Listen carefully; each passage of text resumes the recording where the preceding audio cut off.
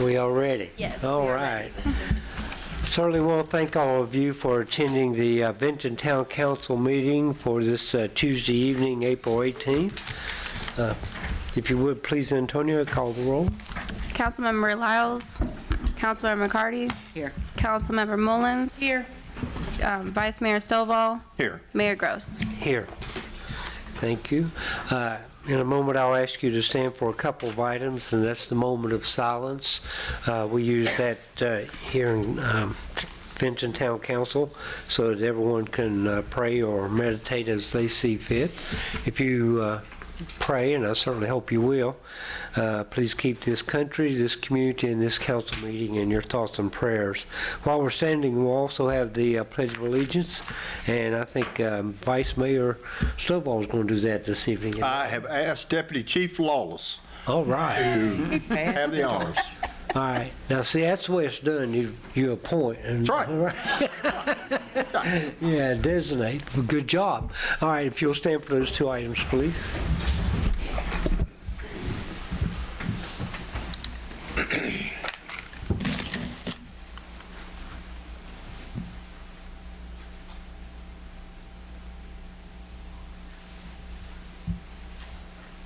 Face flag. I pledge allegiance to the flag of the United States of America and to the republic for which it stands, one nation, under God, indivisible, with liberty and justice for all. All right. Thank you, folks. With that, we'll move on to the other items. Just briefly, I'll mention the guidelines for conduct in a meeting are available at the door along with the agenda as you come in, if you need any of that.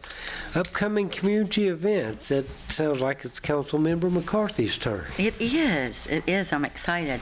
The Benton Dogwood Festival will be Friday, April the 28th and Saturday, April the 29th. The parade is at 2:30 p.m.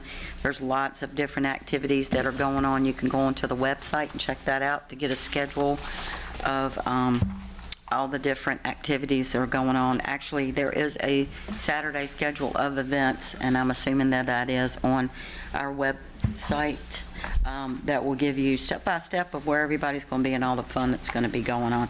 Many thanks to all the sponsors that help make that happen. There's a whole list of them down here. I'm not going to read them all, but they are at the bottom of the schedule of events if you look that up. And on Wednesday, April the 19th, from 8:30 to 10:30 at R&D Coffee, you can have coffee with a cop.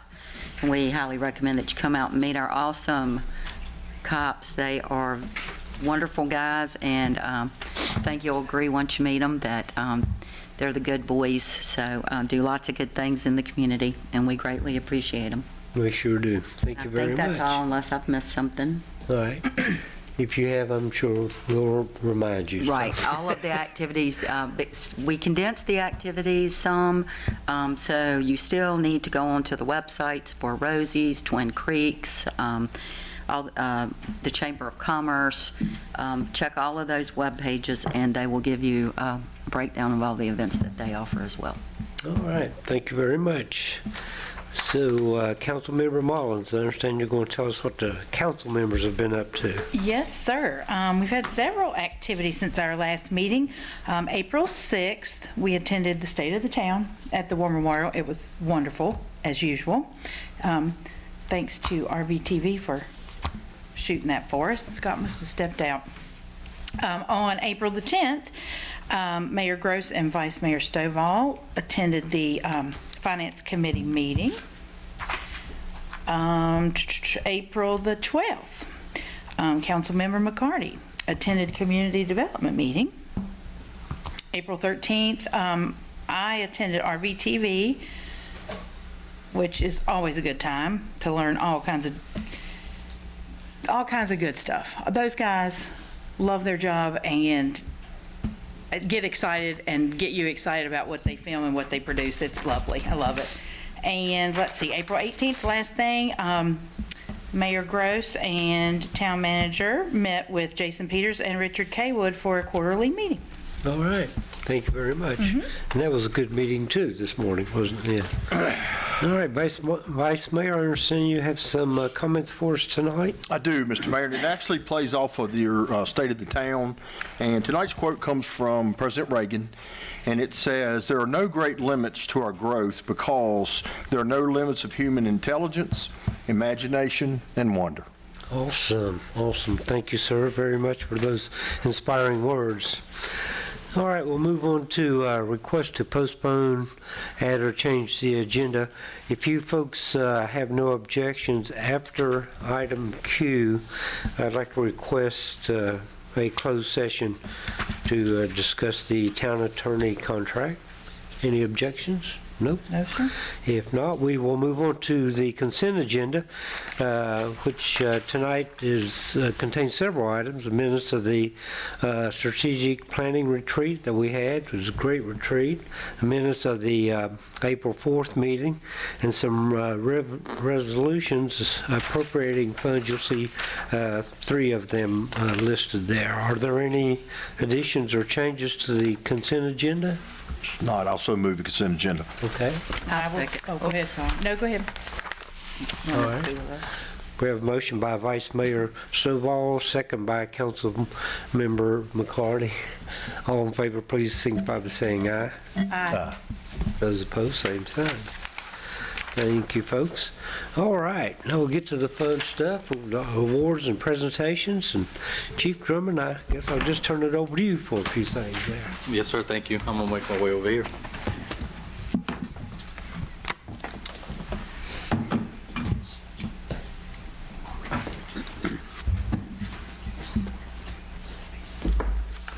Thank you, Mr. Mayor, Vice Mayor, members of council, town staff, and everybody that's in attendance today. It's a good crowd. Today, I have the distinct pleasure to promote some employees, well-deserved, of course, and today we get to share that with you and amongst their family. I invite Deputy Chief Lawless to come up here.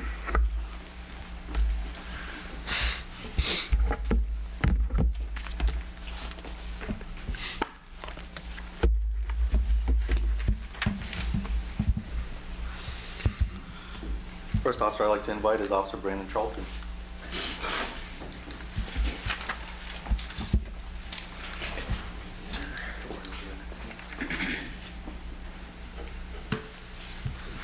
Greetings in God to all who shall read this document. Know ye that, reposing special trust and confidence in the fidelity and abilities of Brandon D. Charlton, I do appoint this officer a corporal in the Vinton Police Department to rank as such from the 18th of April 2022.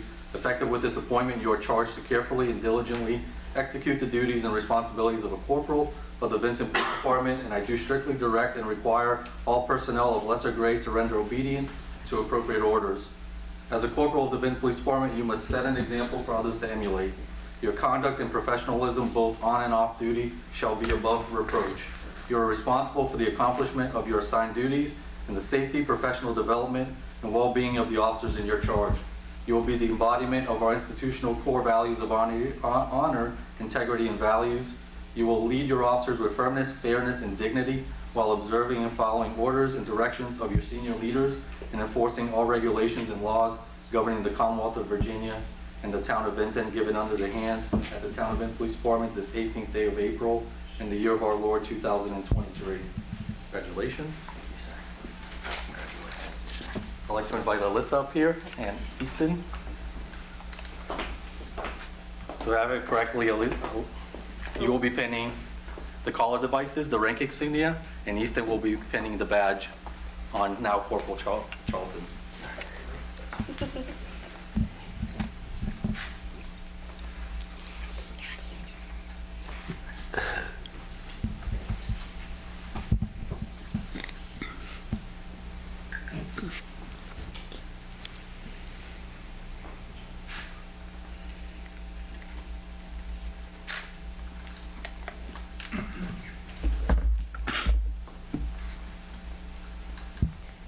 Get a new hole. Everybody struggles. Every time I've been here watching everybody.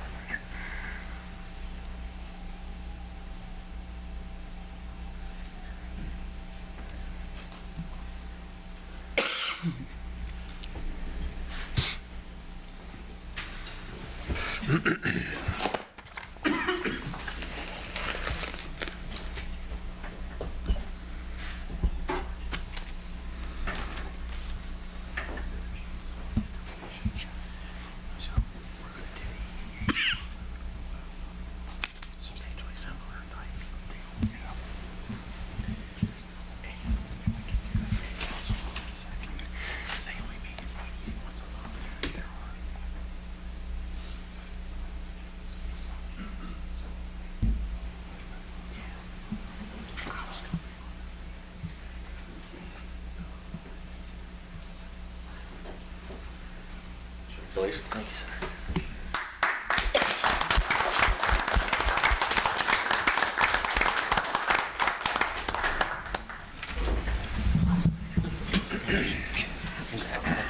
Congratulations.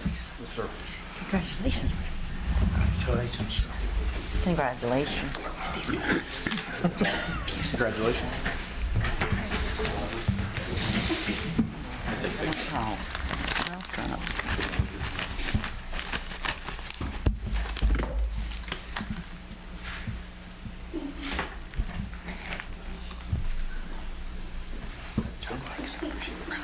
Here you go. Where's my book?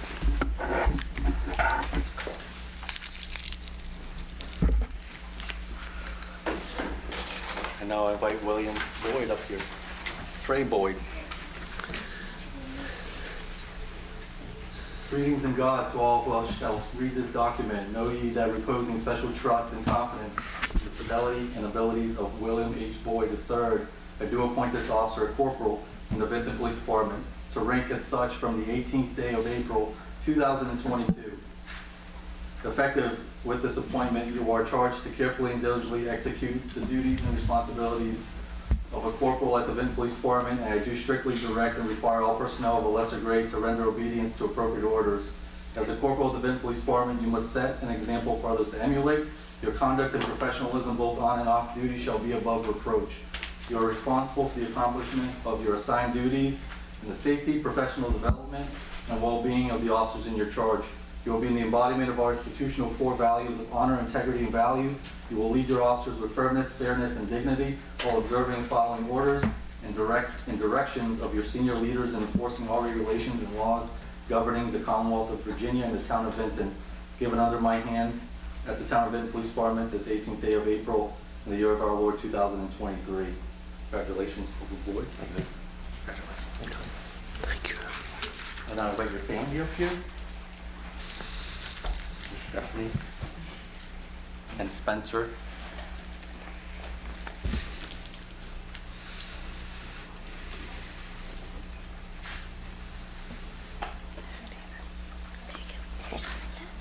That's math. She's had practice.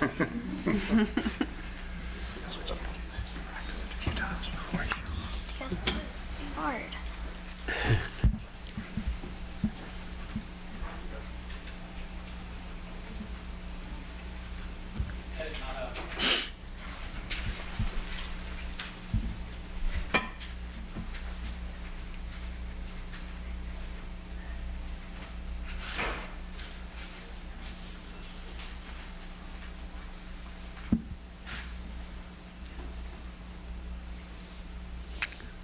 Congratulations once again. Thanks, sir.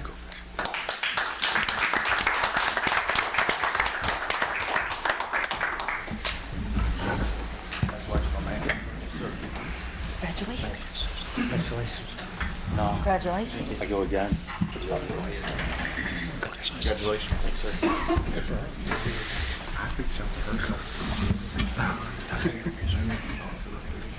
Oh, yeah. Yeah. I saw her on Saturday, went to a flea market, she was there. I'm not surprised. Yeah.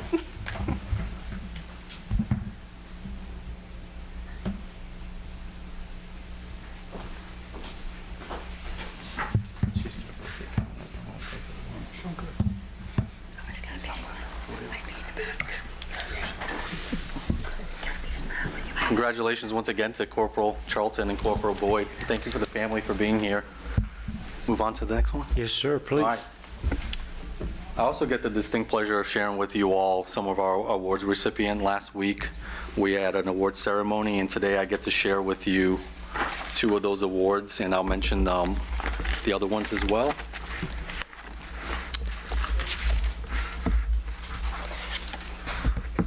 The first officer I'd like to call up here is Sergeant Brandon Alterio.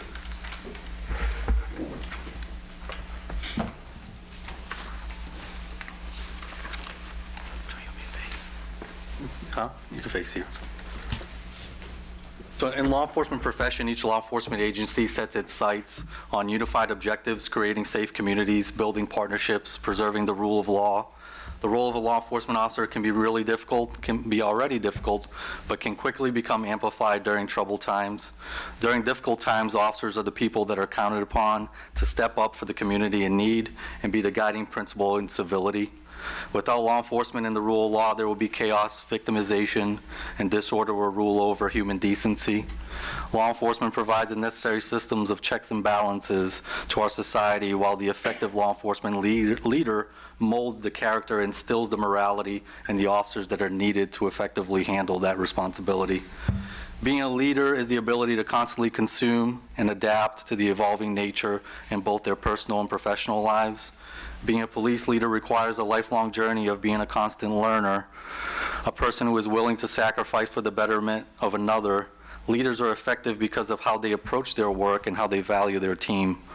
Their leader's attitude can reflect their vision, their work ethic, as it directly correlates to how they choose to live their lives. And by virtue, leadership is a choice, the conscious choice to influence the people, whether in their care or not. The paradox of an effective leader is that they become effective because they make others better than themselves. In law enforcement, we're drawn by a select few officers who travel the hard road, exhibit high spirit to core, captivate us, and have the natural tendency to show care and worth to others. In simplistic terms, leaders are exceptional humans that develop a lifestyle of giving and dedicate their service to the lofty visions of aspiring others to achieve great things. And those are just some of the things that I wrote, but really what is meaningful with any of our awards recognition in the terms of Officer of the Year and leadership is that they're nominated by their peers. So they're voted amongst the personnel, the team of the Vinton Police Department. So I thought I'd share with you all very quickly some of the very nice things their co-workers, their teammates say about them. Sergeant Alterio consistently goes above and beyond his normal duties as a shift supervisor. His work with the Field Training Officer Program has helped the department tremendously with ensuring new officers have a smooth transition in the workplace. One specific example was the most recent recruits from the academy. He ensured all 3 had everything they needed before starting the academy, during the academy, and after. I observed him here and on his days off, after working a night shift weekend for 3 straight days to make sure the recruits were ready to go. He constantly sacrifices his time to ensure the department is squared away. He always puts the department first, his field training program first, and certifying officers in significant training to include radar, LiDAR, and taser, covering shifts that are short, coming in for ceremonies, lunches, and while performing his duties as a supervisor. Another officer. When I think of a leader, I think of someone who is constantly motivating and leading his or her peers. Sergeant Alterio does a great job of influencing his officers to the best at what they do at all times. I think he creates an environment that is intoxicating and easy to fall behind. He is always willing to listen and lend a helping hand whenever necessary. It is very obvious that he cares about the fellow officers in the department as a whole. Not only does he run a shift, he's also leading new officers to the department from the time they get hired through field training and onto their shifts. Not only is he supervising throughout a 12-hour shift, but oftentimes he is also a field training new officers while also trying to manage his own responsibilities and shift supervisor. I think the efforts he has put into molding the minds and the abilities of officers will be apparent for years to come. Perhaps I should simply, let me read this one real quick. Nominating Alterio is becoming repetitive. Perhaps I should simply copy my thoughts from the previous years in which I nominated him. But that would be lazy, and whoever reads these wordy paragraphs should at least have some good content while enjoying a nice cup of coffee. That's fantastic. I paused because I was debating it, but I went through it. That's fantastic. How can we argue with an individual that works nonstop in making us better? He has spearheaded the FTO program and made outstanding changes. He is now a sergeant leading a shift, and I imagine he will move up the ranks rather quickly as they come and go. He is committed to Vinton. He loves our town. He demonstrates himself to the ultimate professional at all times. Sergeant Altieri is passionate, will make it known if he believes in something. The main compliment I can give is that Altieri has shown that he should be considered for Officer of the Year and leadership every year. Also, he is a poor fantasy football commissioner, and I shall not be playing next year. So it's very humbling, obviously, with some comedic humor, but these are nominated by your fellow co-workers, so it's really nice when a chief, of course, says something really nice, but it's extra meaningful when it's coming from the people that you serve and you work alongside of. So nonetheless, Sergeant Altieri was our 2022 Leadership Award recipient. I'm messing up the years. Congratulations.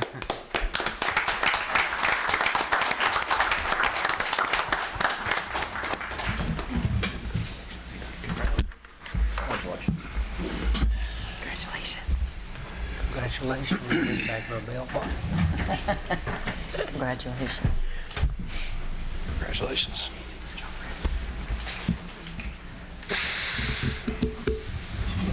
Okay, yeah, it's on purpose. Oh.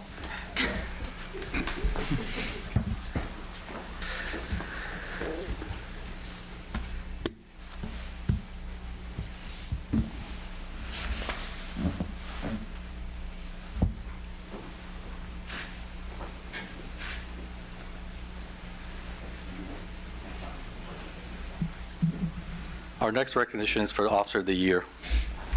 Law Enforcement Officer of the Year. The law enforcement officer goes to work unpredictable conditions, unpredictable weather, unpredictable circumstances. Law enforcement officer wears a ballistic vest to work, boots, weighed down duty belts. These items, these tools are needed to complete unpredictable job tasks. The possibility of not returning home is a mere thought, but it still exists in the profession. The element of danger is real. Science supported by data proves that. It takes an individual 0.6 of a second to raise a gun and fire it. It takes even the best trained officer 0.8 of a second to mentally process what is occurring. The odds are already against the officer. An officer is challenged to take visual account, make a threat assessment, consider the use of force minimally necessary, plan a response, and finally put a plan into action. If you remember these times, 0.6 versus 0.8, so it's not really working to our advantage. No matter the element of danger, it will always be outweighed by the better of good. We wear a uniform recognized by all. The uniform is perfectly blended to keep an officer cold in the winter and hot in the summer. All in all, he portrays the image of professionalism. He is the direct representation of the community that we serve and live in. Officers holding the line of law and order today carry a magnificent legacy of those who have come before us. As a law enforcement community, we are the essence heirs to the most daring and courageous Americans to serve in our community. The untamed spirit we define as Americans is made possible by those who serve as guardians of the community, past and present.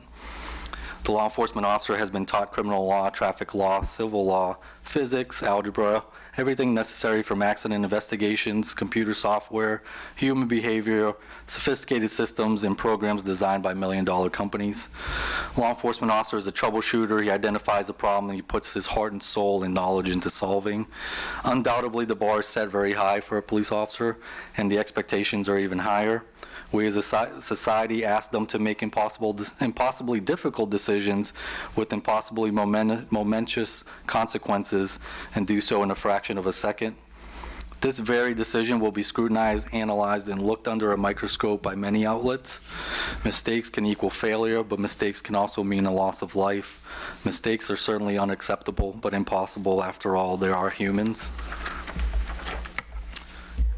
An officer is trained to use his body as a shield to the defenseless. He is trained to take a life as a last resort, but save one because he is called to make life-altering sacrifices for the greater good. The law enforcement officer will wear many hats during his tour of duty. They will act as a therapist, a psychologist, and a psychiatrist, and a medic. The law enforcement officer is called upon to repair a broken home, console a child, and identify a problem in 5 minutes. A broken relationship that, keep in mind, has taken several years to create. He is expected to have an answer, offer advice, and be looked upon at the time of need. As a law enforcement officer will run towards what most will run away from, he is trained to do so, and he's expected to do so. A law enforcement officer's civic duty to protect and serve our community does not end at the end of his or her shift. More often than not, officers are called to perform their duties and exhibit God-given abilities at any time of need. Today, we are here to recognize one officer, recognized by his peers for his devotion to the town, the agency, the profession. This officer has exhibited exemplary skills, a relentless attitude, and a want to succeed. This officer serves the community with excellence, compassion, and fairness. He will undoubtedly continue his own legacy for one day others to be able to emulate and follow, because after all, a great story of law enforcement progress is that each generation of police officers pick up where the last finished, linked by fate and the eternal bonds of a thin blue line. So these are some of the nice things that some of our peers have said about the Officer of the Year in their nomination forms. And I'll call our Officer of the Year, Detective Justin Baker.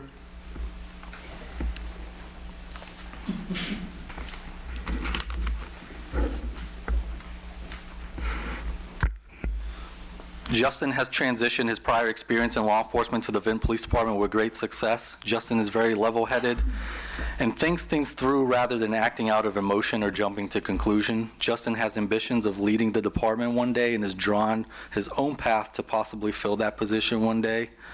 Justin always helps other officers when asked, and even without doing so. Justin will respond with patrol to calls and provide whatever assistance they may need. Detective Baker has gone into his role as a detective and thrived. He's always willing to lend a hand to the shifts that are working without hesitation. He is working cases, working backgrounds for new hires, working crimes against children, and still has time to help out his fellow officers. Detective Baker goes above and beyond his scope of responsibility to ensure the department's taken care of. Detective Baker is someone who defines followership. Baker has the great ability to accomplish goals under a leader's direction, follows directions, completes assigned tasks, supports initiatives, and stays motivated. Good followers see the value in listening to others and help achieve their vision. And with that, the trait he displays of being an effective followership closely match those of effective leaders. As we expect our best leaders to be highly competent, credible, and dedicated, we also expect those traits from the best followers. Followers have an enormous value to a department in achieving success by great work done and achieving results. Regardless of your rank, position, or of assignment, you have the followership role that is just as important as the leadership role. Detective Baker shows enthusiasm towards his role as a detective and likes to dig to find the crack in the case. Baker is dedicated to the department and has a high goals of moving up within the ranks. The common denominator is he's coming for my job. So, the Officer of the Year, Detective Justin Baker. Congratulations.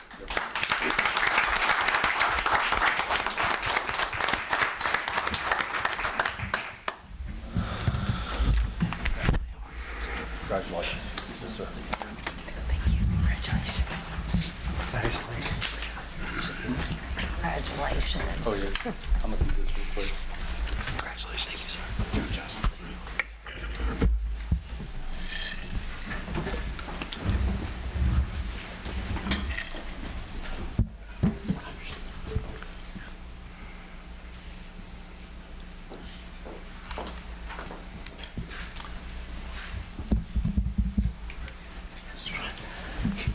Thank you all for allowing me to sit up here for a few minutes and share some of our employees' promotions, recognition. And just to cap off our promotions, Officer Milton Clark, who is not in attendance, was a Traffic Safety Officer of the Year award recipient. Sergeant Shrewsbury received both the Narcotics Award and the Driving Under the Influence Award. And as the year progresses, you all have seen some of our life-saving award, but we also recognize them formally in our banquet, one being Detective Baker himself, Officer Holland, who is also in attendance, Officer Shepard, who is also in attendance, Lieutenant Hurt, who's also in attendance, Corporal Charlton, man, they're all here. Corporal Charlton, who's also in attendance, and of course Corporal Boyd, who all made a significant impact in life-saving awards throughout the calendar year. Thank you all once again for allowing me to be up here, and I think I'll be back in a few minutes, but Yeah, I think you will. I hope so. well, Well, Chief, thank you very much. What a great presentation, and what a great example of the excellence in our police department. As Councilmember McCarty mentioned a little bit earlier, we're very proud of our police department, and we know that both you and our HR department seek to employ only the best. And I think that's what we've seen here tonight. It's what we see all the time from our police department. So thank you, all of you, for what you do every day, every day. Council members, y'all have anything to say? I know I talked to you. I said, well, thank you, folks. And as I say, we'll see you in a few minutes. But right now, we would like for Fayula Gordon. Oh, there she is. I'm sorry, I didn't see you. And I understand you have a proclamation this evening? Bit taller. So good evening, Mayor, Vice Mayor, council members, and town staff. So we are in the process of celebrating our Arbor Day yearly, our annual celebration. This will be our 23rd celebration, and last year we received an award for Tree City USA. This year we will be planting 16 trees, and 13 will be on Jeanette Avenue, 2 will be at the War Memorial, and 1 at Herman L. Orrin Elementary, which is where the event will be kept this year, April 28 at 12 p.m. We have an exciting program this year where we will be having a recycling fashion show with personal songs and a ceremonial planting with the kids, which should be very cute. Okay. Sounds So good. that is our Arbor Day for this year. All right. Sounds good. Did you say you're planting 60 trees? 16. Oh, okay. I was gonna say where? I'm sorry. You're fine. Okay. That sounds a little more realistic. All Okay. right. Okay, thank you. Any Thank you. questions? Thank you, comments? looking forward to it. Yeah. Alrighty. Thank you, ma'am. We have a proclamation. Oh, Should be up there. yes, I do have the proclamation. I don't guess we need any approval or anything on that, right? Oh, you want me to read it? I have a copy here just in Oh, case. here it is. He's Okay. got I it. He's got got it. it. Okay. I thought you were going to read it. Okay. Gosh, I should have this thing memorized after all these years, shouldn't I? This is a proclamation from the town of Benton. In 1872, J. Sterling Morgan proposed to the Nebraska Board of Agriculture, that a special day be set aside for the planting of trees. And whereas this holiday, called Arbor Day, was first observed with the planting of more than 1 million trees in Nebraska, and whereas Arbor Day is now observed throughout the nation and the world, and whereas trees can reduce the erosion of our precious topsoil by wind and water, cut heating and cooling costs, moderate the temperature, clean the air, produce oxygen, and provide habitat for wildlife. And whereas trees are a renewable source, giving us paper, wood for our homes, fuel for our fires, and countless other wood products. And whereas trees in our town increase property values, enhance the economic vitality of business areas, and beautify our community. And whereas trees, wherever they are planted, are a source of joy and spiritual renewal. Now, therefore, we proclaim on behalf of Town Council and all of our citizens that April 28, 2023 is Arbor Day in the town of Benton, and urge all citizens to plant trees to gladden the hearts and promote the well-being of this and future generations. So Arbor Day is definitely a biggie here in the town of Benton. We always celebrate Arbor Day. Yes. Yeah. So I guess I'll see you all there. Yeah, well, thank you very much. Thank you. All right. she probably answered. Thank you. Okay, next item is citizen comments and petitions, and this is for anything that's not listed on the agenda. I don't see anything, so we will move on to our briefings. And this evening, someone we know pretty well, we've seen recently, Chief Truman. Thank you, Mr. Mayor, Vice Mayor, members of council. So we're going to be presenting today two briefings, third quarter report and our annual report. Okay, we're reversing order a little bit. We're going to present the third quarter report first, and that will be presented by Deputy Chief Lawless.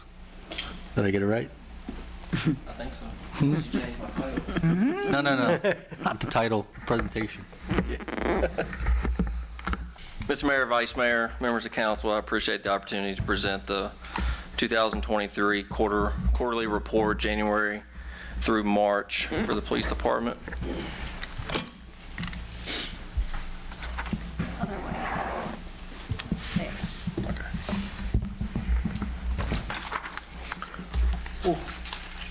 I'll read off my sheet.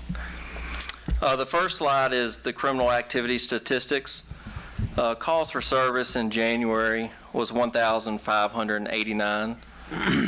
February it was 1,207, and March is 1,099.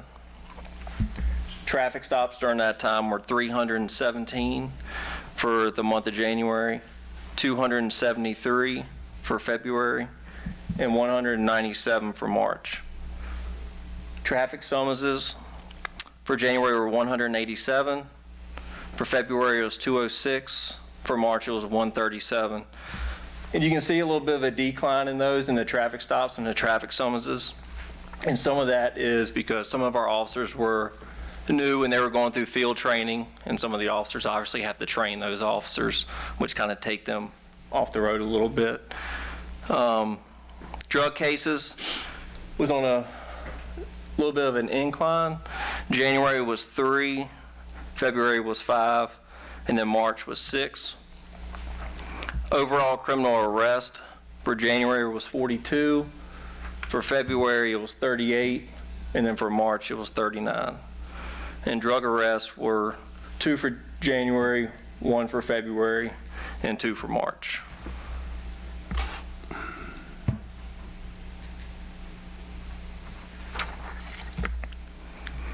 So just to hit on some of the highlights, calls for service was 3,895. Total reports written was 274.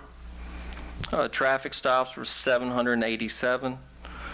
Summonses that were issued were 530. Traffic accidents were 96. Drug cases were 14, and there were 721 security checks.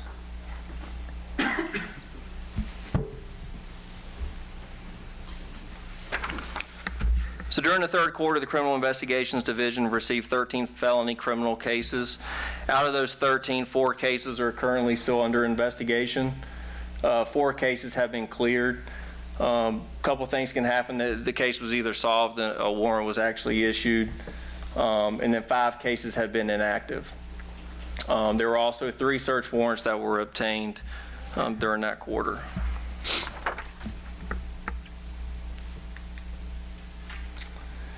The animal control report, I'll just hit some of the bigger numbers. Animal ordinance was 30.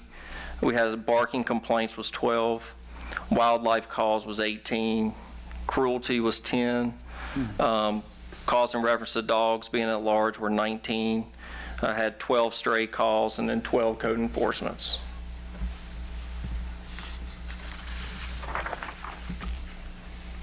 For the records management, warrants entered into RMS in January was 95, February was 87, March was 86.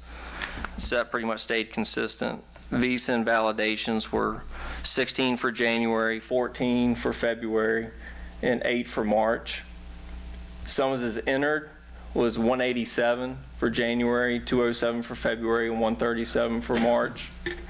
Weapons permit checks pretty much stayed consistent for the 3 months. It was 16 in January, 14 for February, and 15 for March. Merge reports were 185, 146, and 146. And FOIA request, for the month of January, we had 31. For the month of February was 33, and March was 47.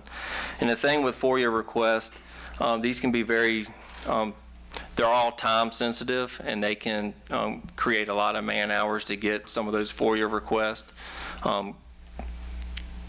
pretty much completed in the time that you need to complete them in. So having that many of them, we're basically seeing a big increase in the Freedom of Information Act, and people have requested those, so it does take a lot of man hours to complete those. Officer subpoenas processed in January was 48, February was 31, and March was 30. And then the new officers for this quarter is Jair Ponce. Ponce seems to love coming to work every day. He has a great attitude, and as you can see on that picture, he always has a smile on his face. That's cool.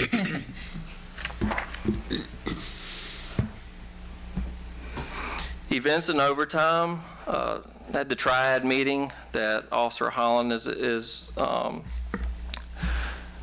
coordinating. The DMV traffic enforcement, CTAC. CTAC is where the officers go and for overtime sit at the hospital and sit with the mental patients and try to help them out, and it basically creates the opportunity for officers to, other officers can go back on the road. You don't have multiple officers sitting at the hospital for 8, 10, 12 hours. Pancakes with Police, Law Enforcement Summit, and the Ogilvy Challenge. I don't know if a lot of you are aware of the Ogilvy Challenge. This was to honor Caleb Ogilvy, who was a Covington police officer who was tragically killed in the line of duty on March 14, 2022. So it was just over a year ago. And Caleb wasn't out of the academy, I think. He was less than a year out of the academy when he tragically got killed. So what the academy does is they hold an event for him once a year where members from multiple law enforcement agencies come and honor his life and his sacrifice.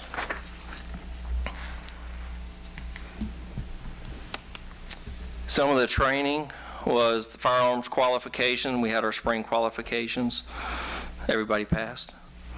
Animal control officer school, CIT school, CIT instructor, defensive tactics instructor, Reed interview and interrogation school, traffic accident investigation, community threat assessment and management, FTO school, and breath operator. So as you can see, the officers have been very active with trying to keep up their skills and training. The grants, through the DMV grant this quarter, the department was able to pay for traffic enforcement overtime, which allows us to put more officers on the road to work DMV to help out with traffic and try to slow some of that speeding down and hopefully cut down on some of the accidents that are caused from that. Some of the improvements, we added the Town of Benton and Roanoke County AVL mapping. It's kind of what you see on the screen is what the officers see, but they can actually zoom in. They can pull up exactly which officers are on what calls. They can see exactly where that officer is in real time. Where that really becomes important is if for some reason a certain officer is not answering his radio, everybody can look on that map and see exactly where that officer is at, and we can get to him fairly quickly. Another improvement is Power DMS. Power DMS is a great program. It will help the department out with accreditation files. As I'm sure most of y'all remember, the daunting task of keeping up with 800 actual paper files. So this will definitely help Brandon Hill and the department as a whole keep up with the accreditation. It also will help out with training, files that we have on the T drive, and also our policies and procedures, and especially bringing new people on when they review our policies and procedures. It keeps track of which ones they've read and which ones they haven't. So it's a very good, robust program. We're still learning it because we literally just got it a couple months ago. If everybody's got that map, how do you sleep on midnight shift? I mean, how do you? Oh, man. They're not. That was the old days. That was, oh, that's right, that was the old days. The map is really robust. It's Roanoke County Police Department, Roanoke County Fire EMS, Town of Vinton. Everybody's in that map. You click on an icon, you can put hazardous flagged addresses on there. You click it, see the information. Of course, if Deputy Chief Wallace is on the call, I can get particulars on that call. We can do it in other ways too, but it's kind of a catch-all, a very robust GPS system Cool, that tracks Yeah. cool. technology. So that concludes the quarterly report. Is there any questions? I'll be happy to answer for you. Yes, sir. The drug cases, you showed January, February, March. Are some of those duplicates over the 3-month period, or are those new initiated drug cases each month? Those are new initiated drug cases. Thank you. I had one question. It was, I think it was 721 security checks. Yes, sir. What's your definition of a security check? What's that mean? So especially on night shift, a lot of the businesses, feel more comfortable if the officer actually does a walk around or drives around their business in their lot to make sure that, there's no windows broken, there's nobody hanging out in the alleyway or behind a business, snooping around the business. So basically, when an officer does a security check, they check the whole perimeter of that business, and they mark out with dispatch, especially like I showed you the mapping. If they mark out with dispatch, they get out of the car. If they run up on something, then obviously the dispatch will know where they're at. But it's really just to check the businesses. They do some during the day, but the majority of them come after hours. Okay. Wow. Sounds like a lot too. But I guess all those security checks go toward keeping our community safe, obviously. Correct. Yeah. Expand on that, Mr. Mayor. So security checks are really amplified in the terms of our schools. They also do security checks on the schools, but they also do what's security checks in terms of vacation watches. So if a community member or resident in the town of Vinton goes on the town of Vinton website under the police aspect, you can fill out a sheet for a vacation watch. You'll say, I'm going on vacation from here to here. Here's my emergency contact. Contact the mayor if I have any problems. Yeah, right. That officer will check that residence throughout your extended absence. So that is a request as well for us, for our community. Right. And like he said, a lot of it is done while we're asleep at night, and the officers will go and check your property. Yeah. And I assume that check would include your personal cell phone, right? So. No, it's very interesting. I appreciate you Yes, sir. clarifying that. Any more questions? I appreciate y'all's time. Thank you. Thank you. Great report. So our next report is our annual report. We really want to capture the year for the Vinton Police Department, but we also wanted to be very brief and be respectful of time.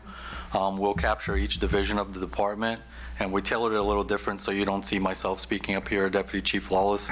We wanted to invite the expert matters, the people that are actually doing this work up here, and let you engage with them and answer any questions, ask any questions you may have between any of the personnel. So kicking it right off for the annual report. Of course, what I'll tailor this is within the annual report itself, there may be some explanation of the method to what we're doing, explanation as to what is what in each department, and each officer or employee will come up here and explain it. But really, the beginning slide is our organizational chart. It's who we are, is putting a face to the title or rank or the position.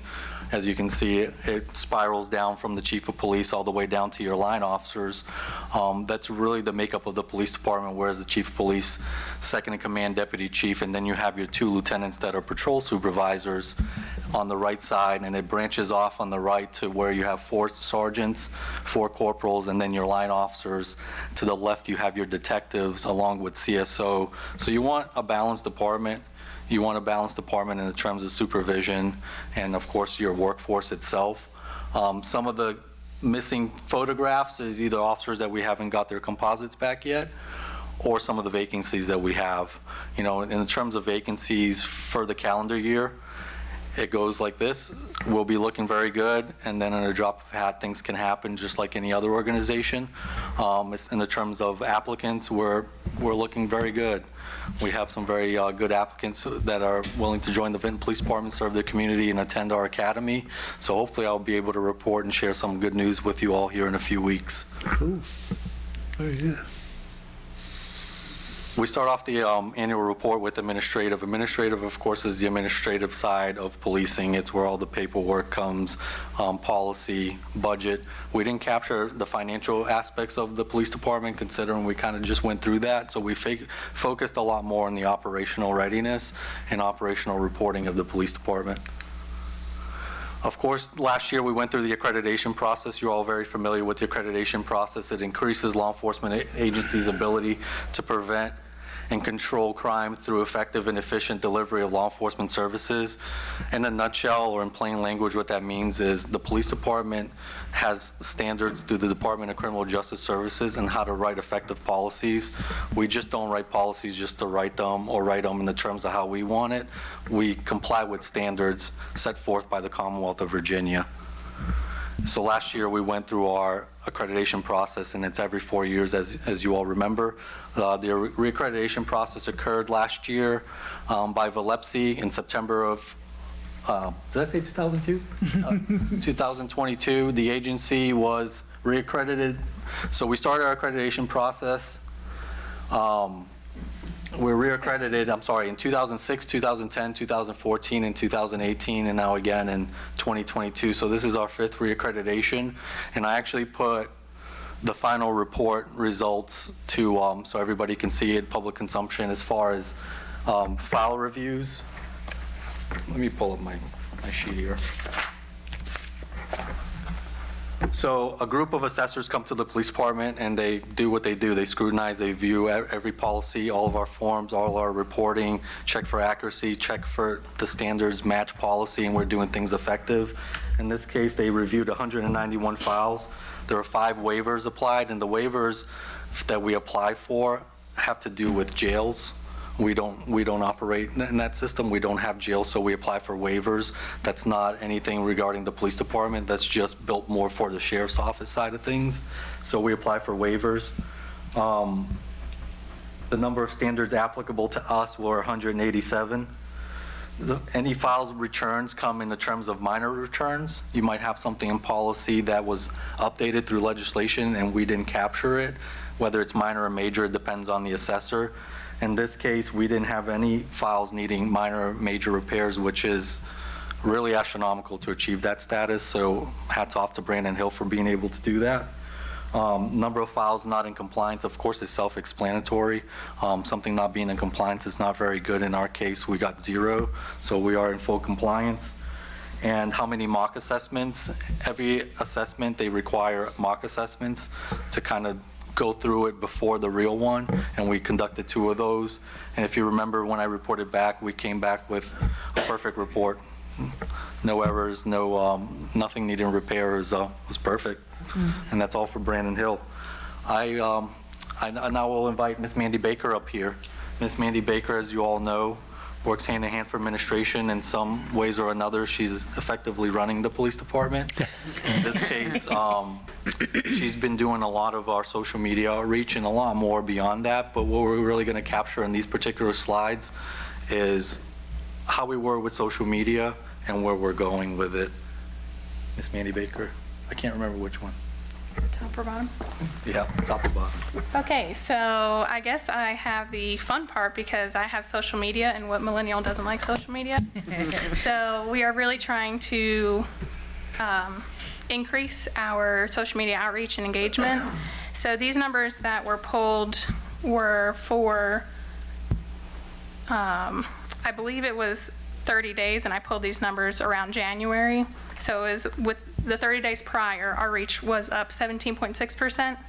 Our page views were up 152%, and our new page likes were up 43%. So I just ran the numbers again today, and our reach is now up 352%. Our visits are up another 90% from that last number. So we've had 2,000 352 page visits in the last 30 days. And we also have 59 new likes in the last 30 days. So we're really just trying to, like I said, boost our engagement by posting more, seeing what people like, seeing what people engage with, and posting more of those things. Our followers are 70% women, 30% men. 52% of our followers are from the Roanoke and Vinton area, and then it reaches out to the other surrounding areas. Our top posts, when I originally looked at this, was a lost dog. That post had the highest reach, the highest reactions, and the highest comments. Our top posts typically are whenever we post anything about animals or highlighting individual officers. And then I pulled the numbers again today, and our most reached post now is when we attended the Pokey Joe's ribbon cutting. So that the reach is, I guess, anybody who will share it and engage, and just how far it's gotten. It also had the most reactions on the post. And then the highest comments for a post was when I posted all of our awards. So that one had the most people actually engaging with us. I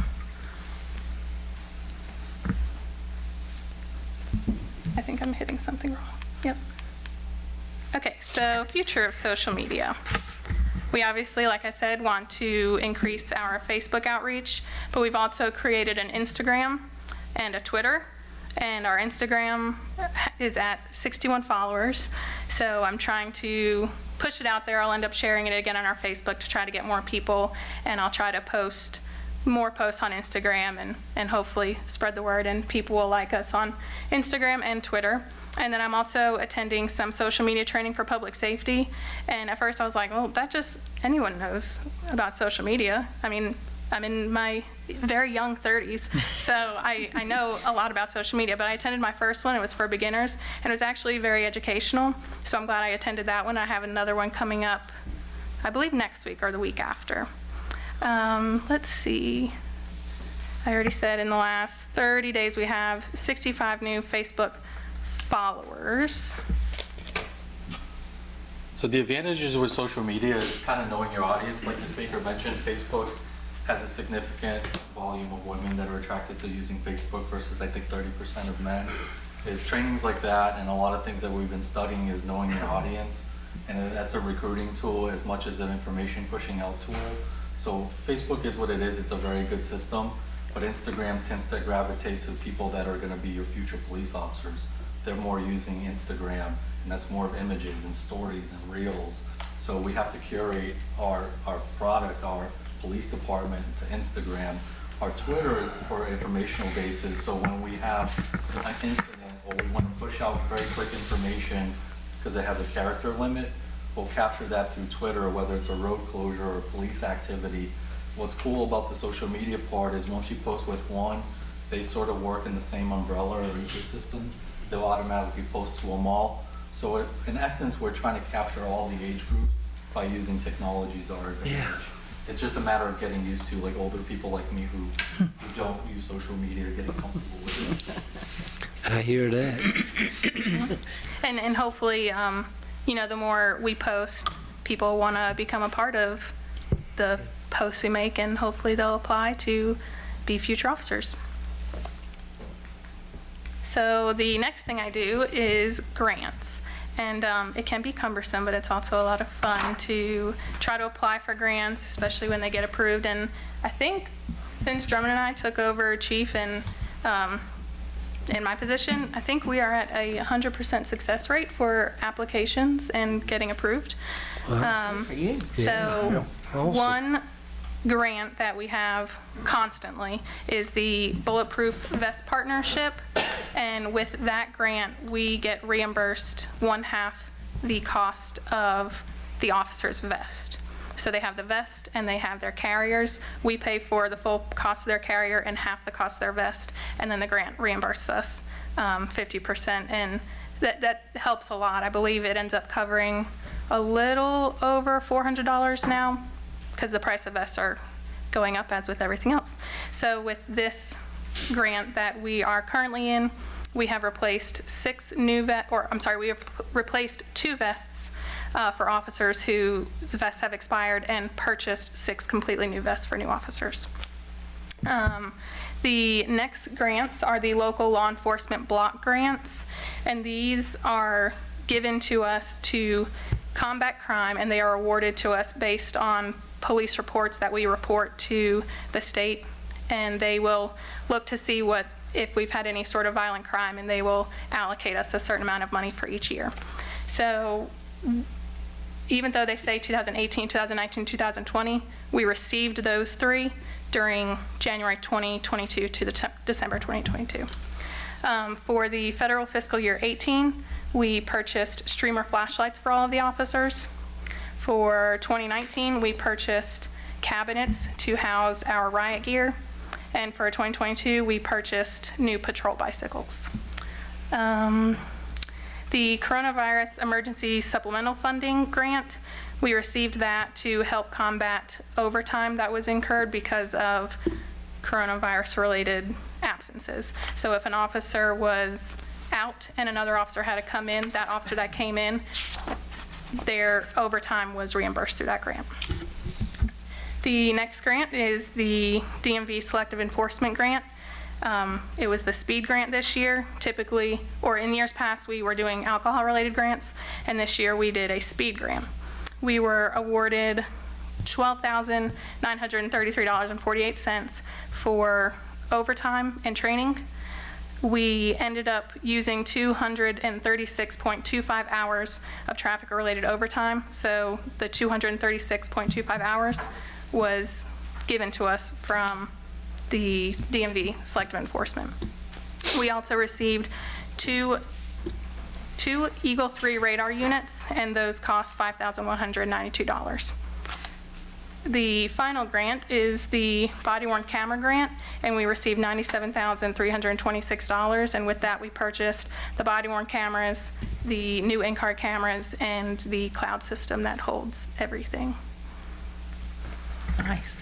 That's Yes, impressive. yeah. Very Very impressive. impressive. I still have just one more slide. I know he wants me to be done because anyways. Chief, don't mess up. I'm just going to stay back here. The future of our grants, again, every year we do the Bulletproof Vest Partnership Grant. Again, that covers for half the cost of vests for replacement vests and new vests. We will also continue to do the DMV Selective Enforcement. We're currently in a new one right now. We were given $16,800 worth of overtime, and then another $2,622 to replace 2 more of the Eagle 3 radars.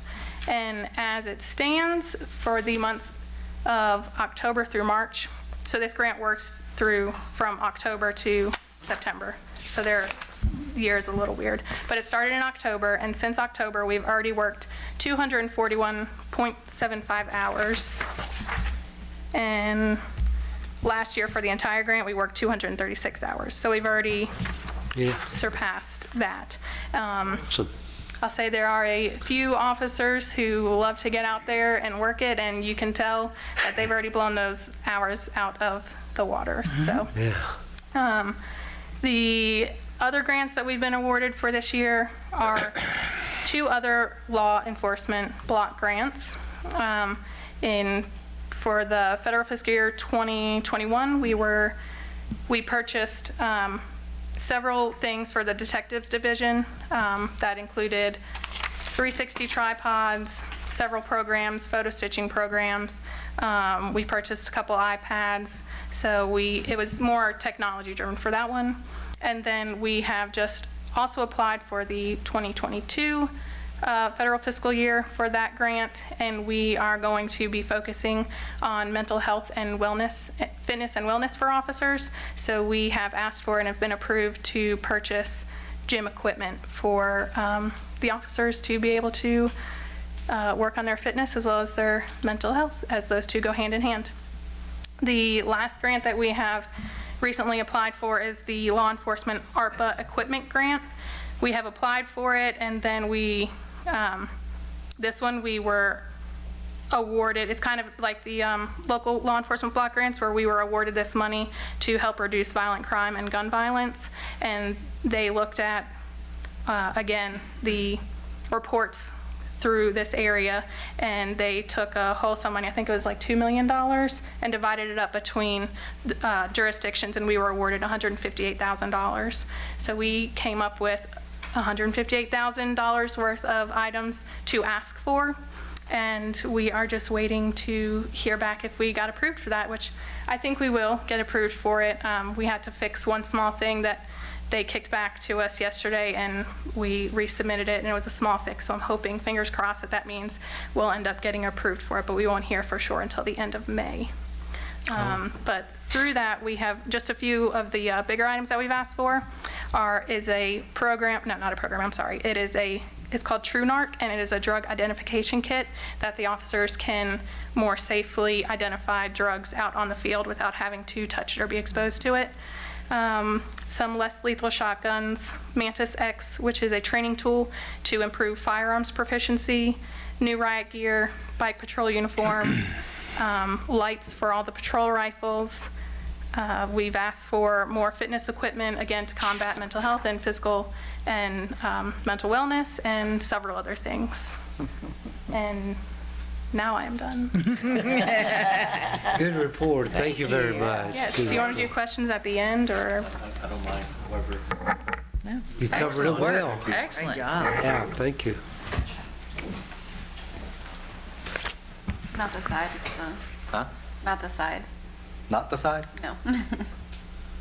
So next I'll invite Ms. Jenny Rhodes up here. Jenny Rhodes, if you remember, she started with us in the beginning of the year, and she's been working with Brandon Hill and absorbing the records management side of things, but this is not her, really, she's not new to the game. She's been doing dispatching communications for 7 years, so a lot of this stuff has already been common knowledge for her. Jenny, of course, total legend. We love working with her, and we're blessed that she's going to be up here presenting. She loves answering questions. I don't mind answering questions. Put down button.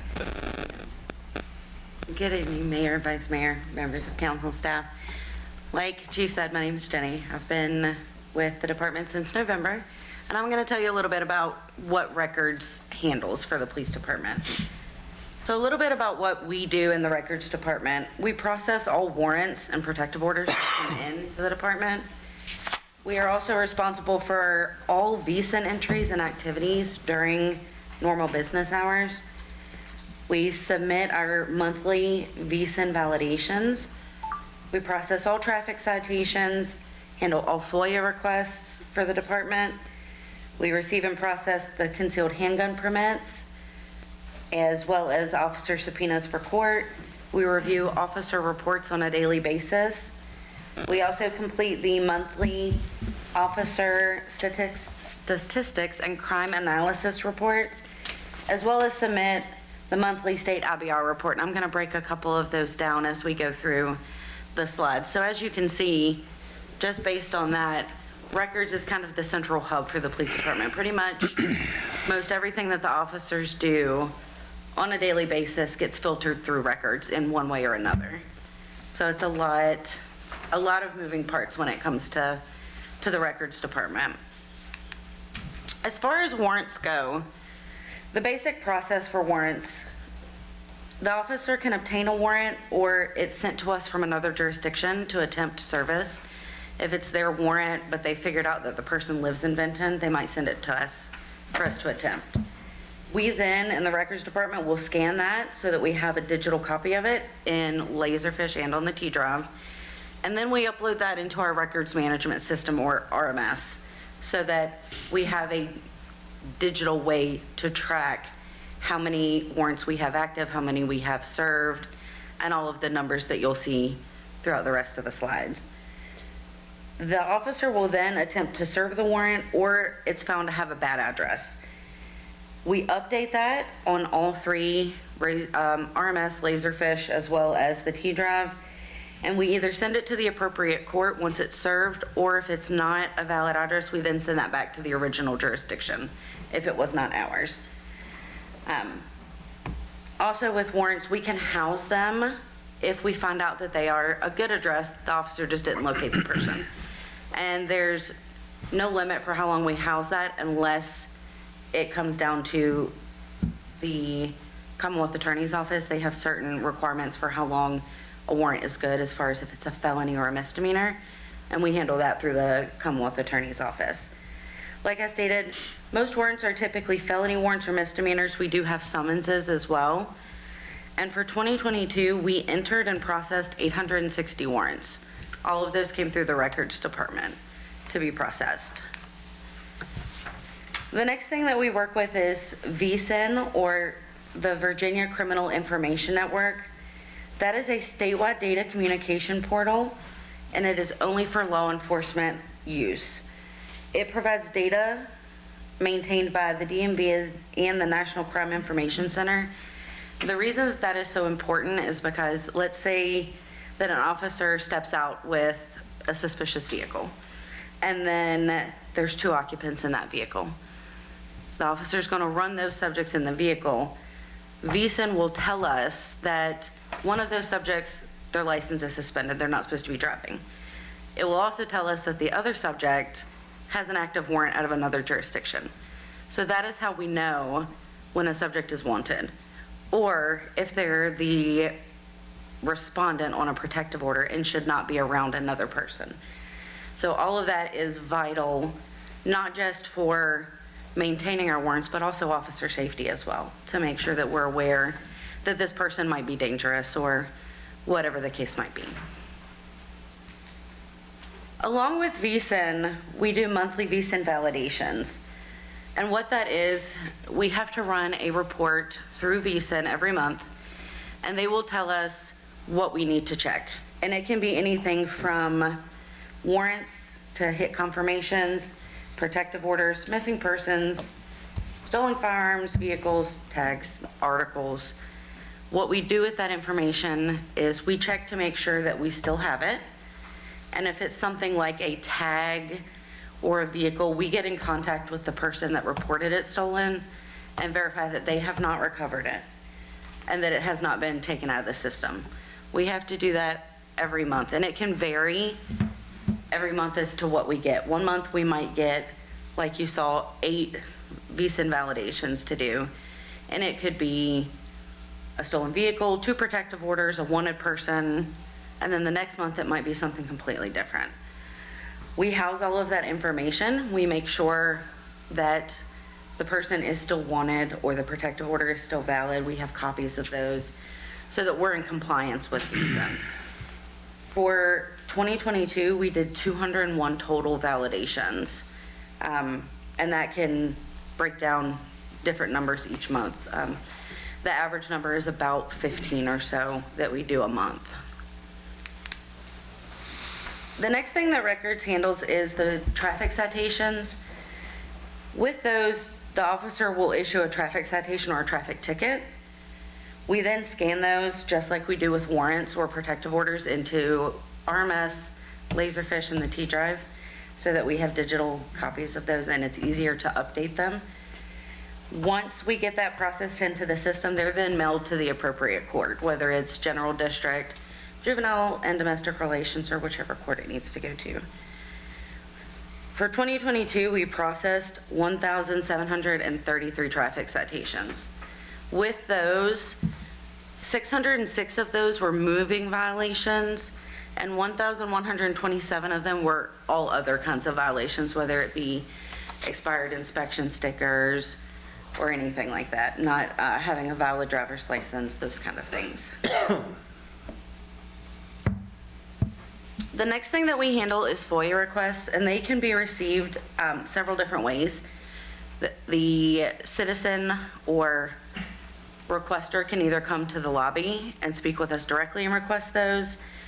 I can get those requests via phone call or email, fax, or regular mail. Typically, we do not charge for FOIA requests. However, there are some extenuating circumstances. For instance, if it takes a lot of time or it's a very large request, then that might be an instance where we get into there being a charge for it, depending on how long it takes. We processed 339 FOIA requests for the year of 2022. And like Deputy Chief said, we are seeing more of those, and they do, some of them, depending on how large the request is and how much information, they can take quite a bit of time to process those. The next thing we process is concealed handgun permits. We do not make the determination if a person gets approved for a concealed handgun permit. The only thing that we do as far as concealed handgun permits, we're gonna check our records management system and see if we've had any history with the subject as far as any mental health calls or if they're the suspect of any crimes. The other thing that we check is their criminal history in VSIN, and we report that back to the circuit court. They're the ones that will make the determination as far as that goes. With the concealed handgun permits, we processed 119 in 2022. The next thing is officer subpoenas. A subpoena is a request for an officer to appear in court. They can come from any of the courts, general district, juvenile and domestic relation, or any circuit court throughout the Commonwealth. The officer would be subpoenaed if it's a case that they are working typically, or if they've been involved with it. We had 339 officer subpoena requests for 2022. Incident-based reports, just to give you a little background about that, police reports are written when a citizen reports a crime that has occurred in Benton, a criminal case is initiated by officers, there's an incident resulting in a custodial arrest where the subject is taken into custody by the officer, or reportable vehicle accidents. What's included in those reports are the involved subjects, vehicles, property, the offense that occurred during the incident, and the officer's narrative. There are certain reports that have to be reported to the state. That's what is included for the incident-based reporting. As far as accidents as well, there are certain accidents that have to be reported to DMV if they meet certain measurements. Those are under that's everything that falls under our incident-based reporting. We had 965 reports written in 2022, and 1,792 reports were merged. We see a little bit of a difference in those numbers because if an officer has to do a supplement to add additional information, that is another report. So that's how we don't have the same number for the number of reports written as well as what was merged. This shows the crime analysis report that we do every month. And it highlights basically the types of calls that we handle. And it breaks down the number that we had for that month. So we get a monthly total, and then we also get an annual total for those. And this is very helpful because we can see any trends. We can see if larcenies are going up, or if we're having an increase in animal control calls, or a decrease in specific calls. It also lets us see which reports the officers are writing the most type of. And I think that that's all I have for y'all. Do y'all have any questions for me? Thank you. Thank you. Thank you very much. It's very interesting. What did they do before you came? Who did this? That's a full-time I job. think several people have handled it before I came. I'm seeing a lot of activity from the women here. This explains our movement when we shifted Brandon to a different position and brought Jenny in for records management, because as you can tell, and that's really just a snapshot, it's a lot of information and it's continuous. Right? It doesn't Yeah. stop at 5 Yeah. p.m. It's Right. 24/7. So when she reports to work, there's already a stack from the court coming out.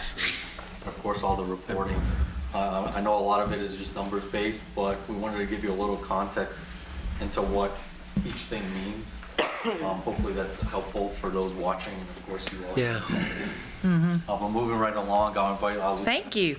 Yeah, thank you very much. Good report. next presenter will be Lieutenant Scott Hurt. He oversees technically 50% of the patrol division. Him and Lieutenant Caldwell split their duties between platoons, but this time around, Lieutenant Hurt will be presenting. You gotta show me how to use this thing. This is where Gage comes in with the social medias. The down arrow. The down arrow. Yep. So if I go down, then I can It go goes back. down. Mayor, Vice Mayor, council members, town staff, good evening to each of you. Good evening. Thank you. Good evening. As Chief Drummond said, I'm Lieutenant Scott Hurt. I'm going to hopefully speak briefly with you about the patrol division this evening. Within our patrol division, we have two platoons, A platoon and B platoon. Lieutenant Mike Caldwell is the lieutenant for A platoon, and I am the lieutenant for B platoon. So in the year 2022, we had a total of 12,593 calls for service. Just a few examples of those calls that we had would be security checks. We did 1,580. We've touched briefly on this topic already, but most of those are officer initiated, and they include things like vacation watches that are submitted by citizens, checks of businesses and neighborhoods, and typically those occur after hours in the dark at nighttime. Checks of the Greenway, both during the daytime and at nighttime, and then again the schools. We had 1,207 suspicious activity calls. Those are, again, typically officer initiated, and that would be if an officer is doing a security check of a business after hours in the middle of the night, and there's a vehicle in that parking lot and he gets out with it, then they take him off of that security check and generate a suspicious activity call. That's where those come from. Gotcha. We had a total of 596 disturbance calls. Those cover quite a large array of our calls. There are a lot of things fall into that category. A lot of them initiate from disagreements between neighbors or an upset customer at a business. It's somewhere where there's an argument of some type taking place. And then we had 372 community policing calls. That can be anything from an officer going out to the school and spending time with the children, us assisting a citizen here in the lobby at the prescription medication drop-off box after hours or on the weekends when the lobby is closed, assisting somebody that's here to pick up a report, something like that.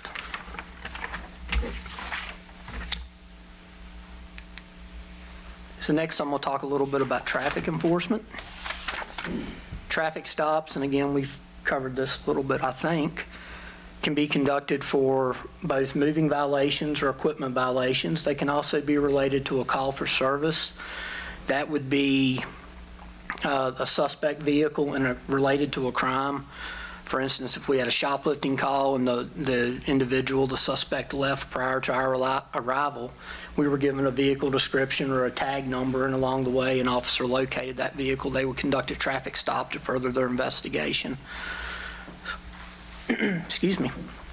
It would also include hit and runs, a domestic disturbance where one of the parties had left prior to our arrival, a lookout from another jurisdiction, which would be related to a crime or a well-being check or something of that nature that was initiated in their jurisdiction and they wanted us to watch out for, and our officer finds it and stops that vehicle.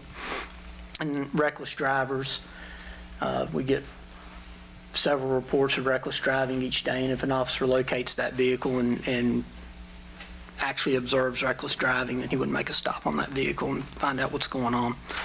For 2022, we had 2,598 traffic stops.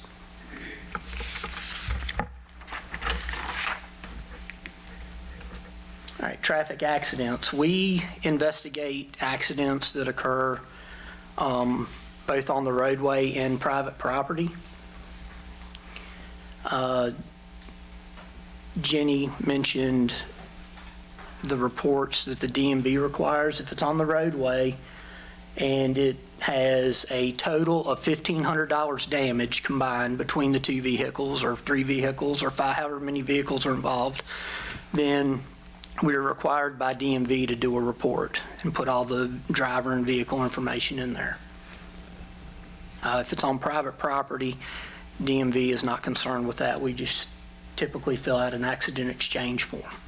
So accidents with property damage, we had 273. Some of those were very minor, some were more serious. Accidents with personal injury, we had 77. Hit and runs, that those could either be attended or non-attended. Hit and runs with property damage, we had 96. An example of unattended would be if a car is struck during the middle of the night while it's parked on the street, the owner gets up the next morning and realizes that somebody's hit their vehicle. And of course, attended would be if somebody ran a red light and hit somebody and then left the scene. And then hit and run with injury, we had 3, and thankfully we had 0 fatalities. Next topic is arrests. Custodial arrests, that is where a subject is taken into custody and taken before the magistrate. Then we have non-custodial arrest. The subject's either served a permitted warrant, a criminal summons, or a criminal summons that was issued by the magistrate, or a criminal summons that was issued by the officer. And we can issue a summons for the majority of misdemeanor offenses. There's a few that we're not allowed to issue a summons. Some of those would be shoplifting, if it's a misdemeanor shoplifting offense, trespassing, simple assault, things like that. In 2022, we made 333 total arrests. And warrant service. Again, I think Jenny spoke about this briefly as well. Warrants can be obtained by our officers here in Vinton, or they can be obtained by another jurisdiction and served here in Vinton. The majority of the time when we serve another jurisdiction's warrant, it's because our officers came in contact with that wanted subject that's wanted out of that jurisdiction, either on a call for service or on a traffic stop. Or, they mark out with a suspicious vehicle that's occupied, and they get out and they run those individuals, and one of them has a warrant. We also get requests from other jurisdictions to attempt to locate individuals if they have information that they live here in Vinton, or if they have information that the subject may be in Vinton at the current time. They'll send us to an address to try to find somebody that's wanted out of their jurisdiction. So in 2022, we obtained ourselves 181 warrants, and we served a total of 515 warrants. Easy question. Well, we'll see. We'll see. What's the difference between when you would issue a warrant versus when the sheriff's office would issue a warrant? You mean the magistrate issuing a warrant? So that's, yes, is Okay. that the difference when who delivers the warrant to a residence? Well, the sheriff's office typically does civil process. Okay. So they serve subpoenas, eviction notices, things Okay. like that. So that's the Here, difference. the Roanoke County Sheriff's Office and some of your other jurisdictions, Bedford County, they do serve warrants, but they typically have a civil process division, patrol division, Gotcha. and the patrol division would be the ones that serve the warrants. Thank you, sir. You're welcome. Does anybody else have any questions for me? Any softballs? Softball. Good report, Thank very you. nice, nice job. Moving right along, I invite the officer here himself, Detective Justin Baker, up here to Right. present the Criminal Investigations Division. And like all the other PowerPoints, we are trying to be cognizant of time, I think. He'll explain some of the process behind the methods of criminal investigations and some of the statistical data. Cool. Good evening, council. I hope everyone's doing well. The more I stare at this, the more nervous I get, so I'll just put that there. You'll be fine. We've got a lot of numbers, great information numbers-wise. I'm going to talk a lot about theory, or at least in brief. I know your time is valuable. I think it was John Wooden that said, be quick but don't hurry. So I'll try and be quick, but not to hurry and stumble over myself. And obviously, I know your background, sir, so if you have any information that can help me here, especially, I believe, Grad Forensic Academy, is that Right. correct, sir? We are. Oh, you graduated from Forensic No, Academy? you, sir. I believe, did you? I did, sir. Yeah, yes. very prestigious academy. I talked about 91. that as well in here. So I tried to do a little bit of background. Very before I came here. So, Better check on it. so you don't anyway, I'm need- you going to don't try need and to get this kiss gentleman off. I'm going to try and get this gentleman off the screen pretty quickly. how I'm going to talk today is pretty much the investigation process as a whole, and I really like to talk about proactive policing as well, and what leads us to try and get arrests, lower crime rates, and overall continue to enjoy what makes Benton such a great place, which is a relatively crime-free area, which we all enjoy, and myself included. So the investigation process, the preliminary investigation. The investigation begins with an initial responding officer. We're really blessed here because all of our initial officers, we work hand in hand with each other. The investigation starts with them. We pick their minds off each other. I pick their minds as well. Calls for service they go to, such as domestic assaults, larceny, shoplifting. Lieutenant Hurt touched on that a bit ago. We coordinate well with all of our divisions here, and we talk about trends, areas of concerns. Time of year is a huge way to play into it as well. The Patrol Division, the Criminal Investigation Division, the Community Services Division, you'll hear from Officer Holland in a moment. And we're in constant communication, which also makes us very blessed. But really where I come in is what circumstances do I come into play, and where does the Criminal Investigations Division take the lead? So essentially it's felony cases that require substantial follow-up. Our officers are capable of getting warrants if they have the information, the probable cause that they have, that they're able to attain to get a warrant on scene. But essentially anything that requires substantial follow-up, that's where I come into play, and that's where my team comes into play. So as investigations such as robbery, major breaking and enterings, things where we don't have a suspect ID, maybe I've got to get security footage, maybe I've got to locate leads, putting that puzzle together, which I really enjoy, trying to track individuals down and hopefully tie that knot together.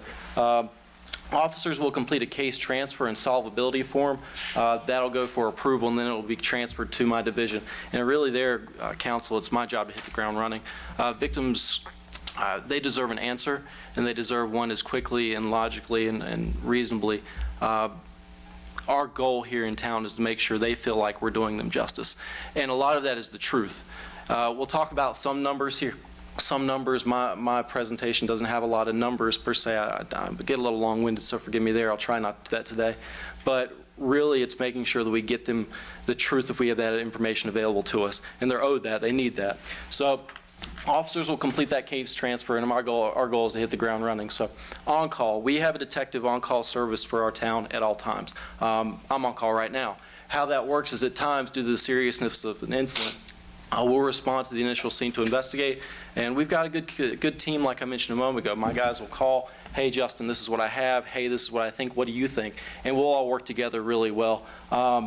We respond, that includes after hours, major holidays, major incidents. We are always covered, counsel, always. That's 24/7, 365. Follow-up investigations, I touched on that a moment ago.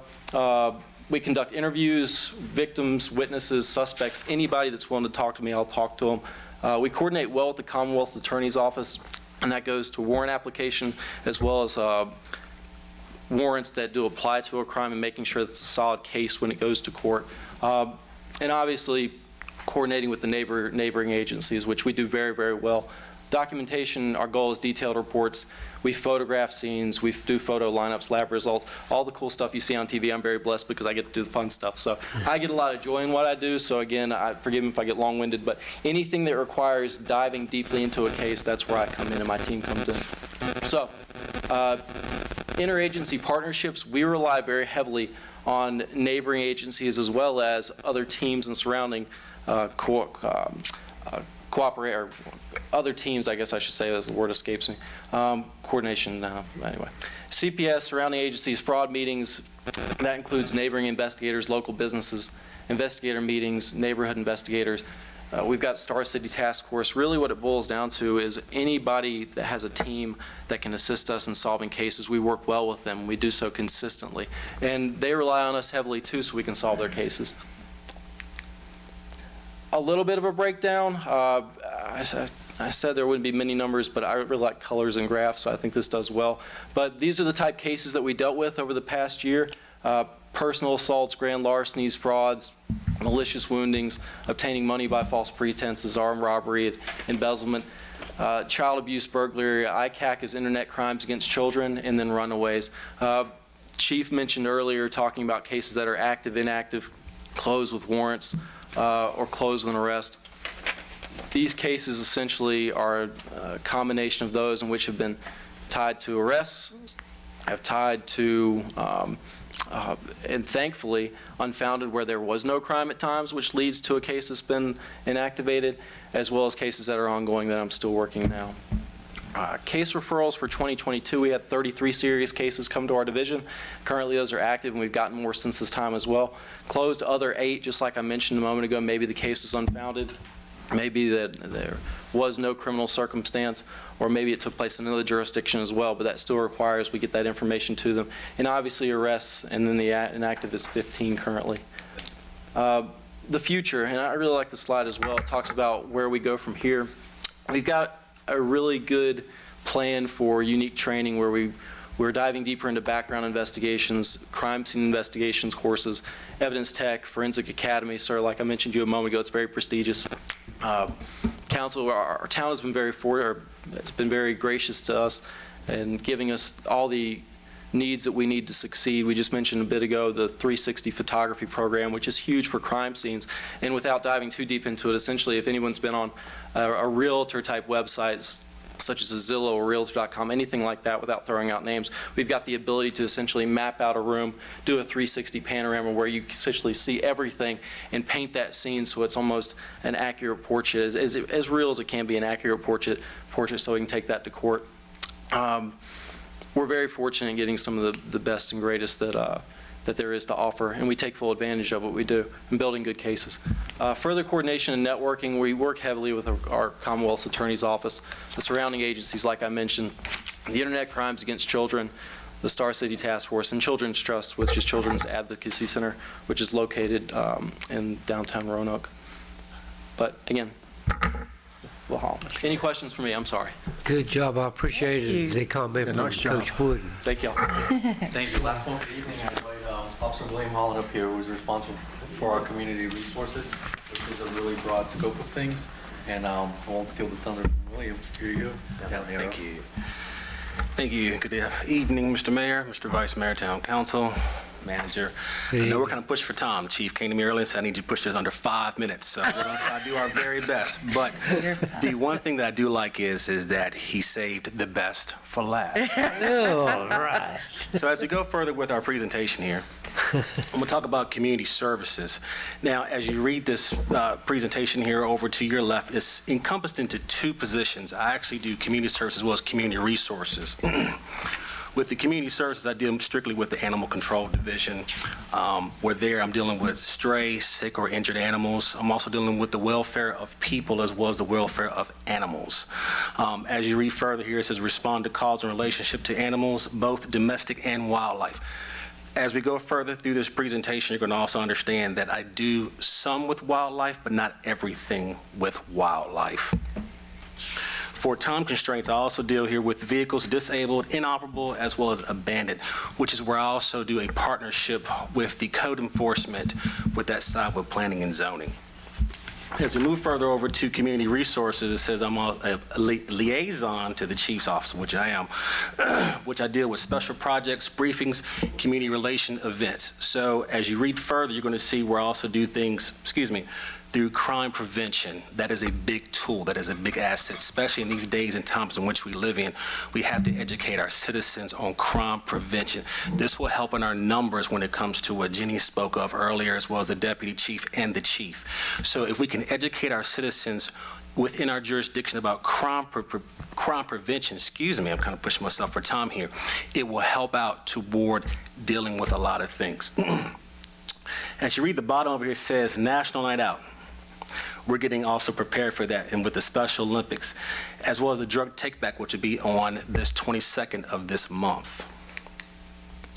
As I said before, when it comes to the community service or the CSO position, I deal strictly when it comes to dogs, cats, and therapy animals.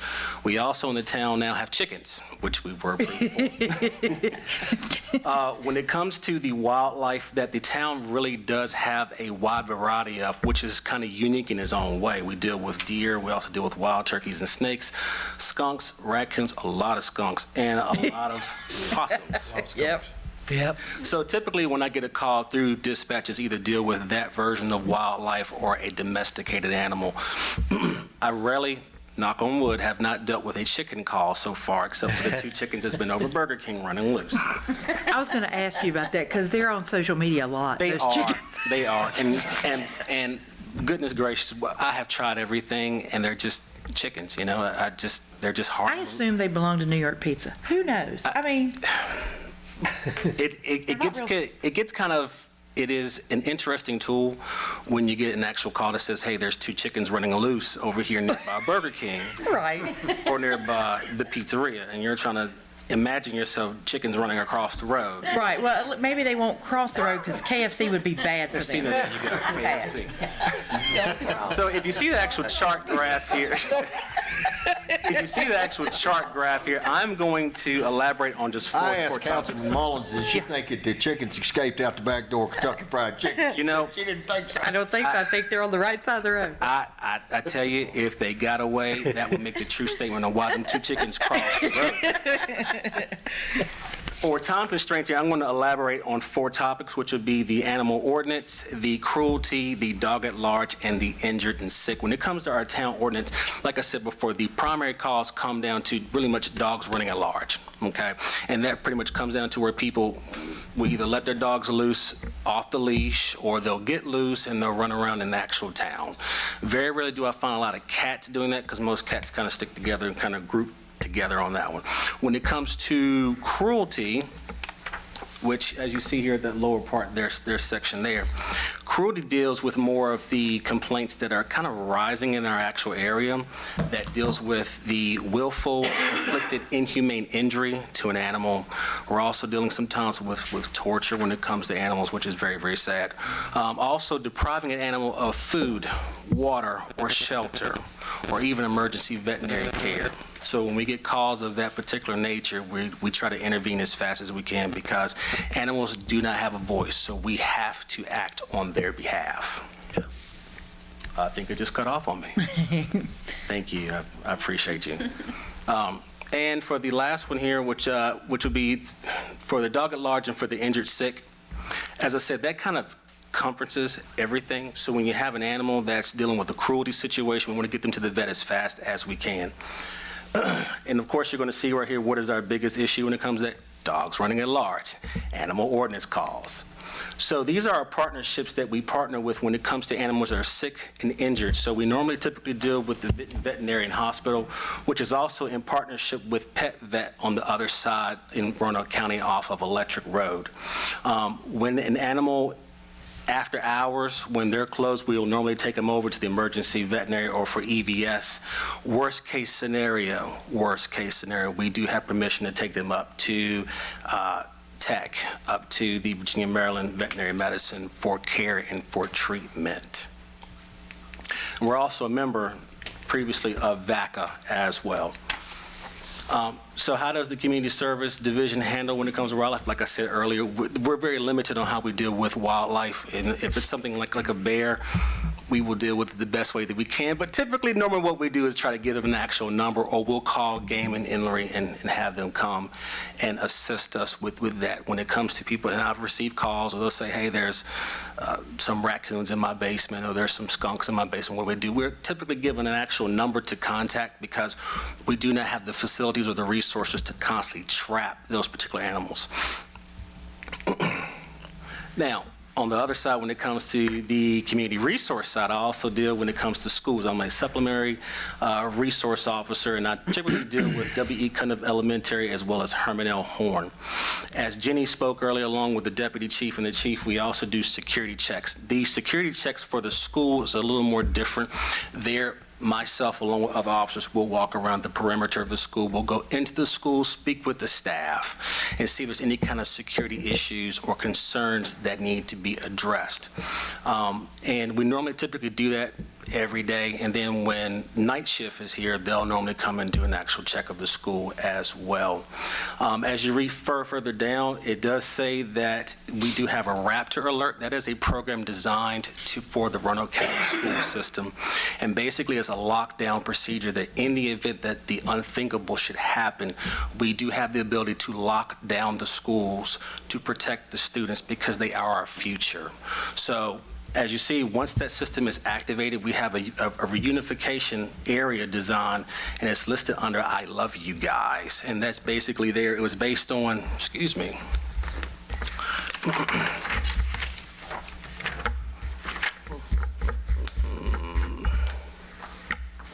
I apologize. Normally I have all my notes together, but 5 minutes is 5 minutes. But basically, just to kind of sum it up here, it was the death of a young person, and she had texted to her parents, I love you guys. So with their foundational setup, this is how Raptor works. So like it shows we had 217 checks in the year of 2022, as well as 74 checks in 2021. So we're increasing our actual checks because we do want our schools to remain safe in the town of Vinton. We're also partnership with Roanoke County Sheriff's Department because they also do the SROs in the actual school systems.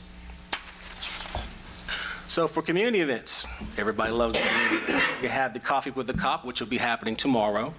We just had the Pancakes with the Cop recently a while back. We're looking forward to National Night Out. The newest thing was the Hot Chocolate with the Cop. That's a couple hours just before the parade kicked off, and it was very interesting because everybody stopped me and said, why don't you have marshmallows? And I'm like, maybe we'll try to include that this year. But there are so many community events that we want to bring to the town to bring that collaboration of our police department as well as our town administration together to let everybody know that Vinton is a safe place to come shop, to raise your family, to have kids, and to do a whole lot of business and have fun here. What's new for 2023? You see my picture right there. I was asked by the Attorney General's office to be a program coordinator for Roanoke County. The purpose of Triad is to actually, I know what their overall saying is, which I do agree with. The overall is a cooperative effort of law enforcement agencies, senior citizens, and senior organizations focused on reducing crime against the most vulnerable citizens, our senior citizens. I've tried to take it a lot further with the actual meetings that we've had to empower them. Everybody up here on town council has a cell phone, but there's so many apps, there's so many programs, there's so many things coming out that if we do not educate our senior citizens, they'll be the most vulnerable victims. And this is what we're trying to do, is to educate and empower them. A lot of people don't want to empower people, but we have to constantly empower people to make them stronger in their mindset of this is a cell phone, this is a tablet, and these are programs that we need to be mindful of. And you can see it now where they're trying to ban TikTok. If we can educate our senior citizens, believe you me, I've seen senior citizens on TikTok. If you can actually educate them on how to not be victims of this, then it will definitely empower them. Questions? I think I tried to keep it 6 minutes. You did a great job. Yeah, you did well. Thank you. A lot of good information. Thank you. Appreciate your input there. I know it was very lengthy, but it's really tough to capture a police department that runs 24/7, 365. Yeah. And a snapshot, 30,000-foot view.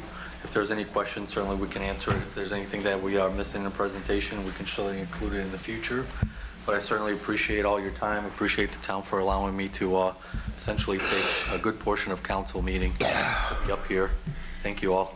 Thank you. Good I presentation. think we need a copy of the diagram of all the officers.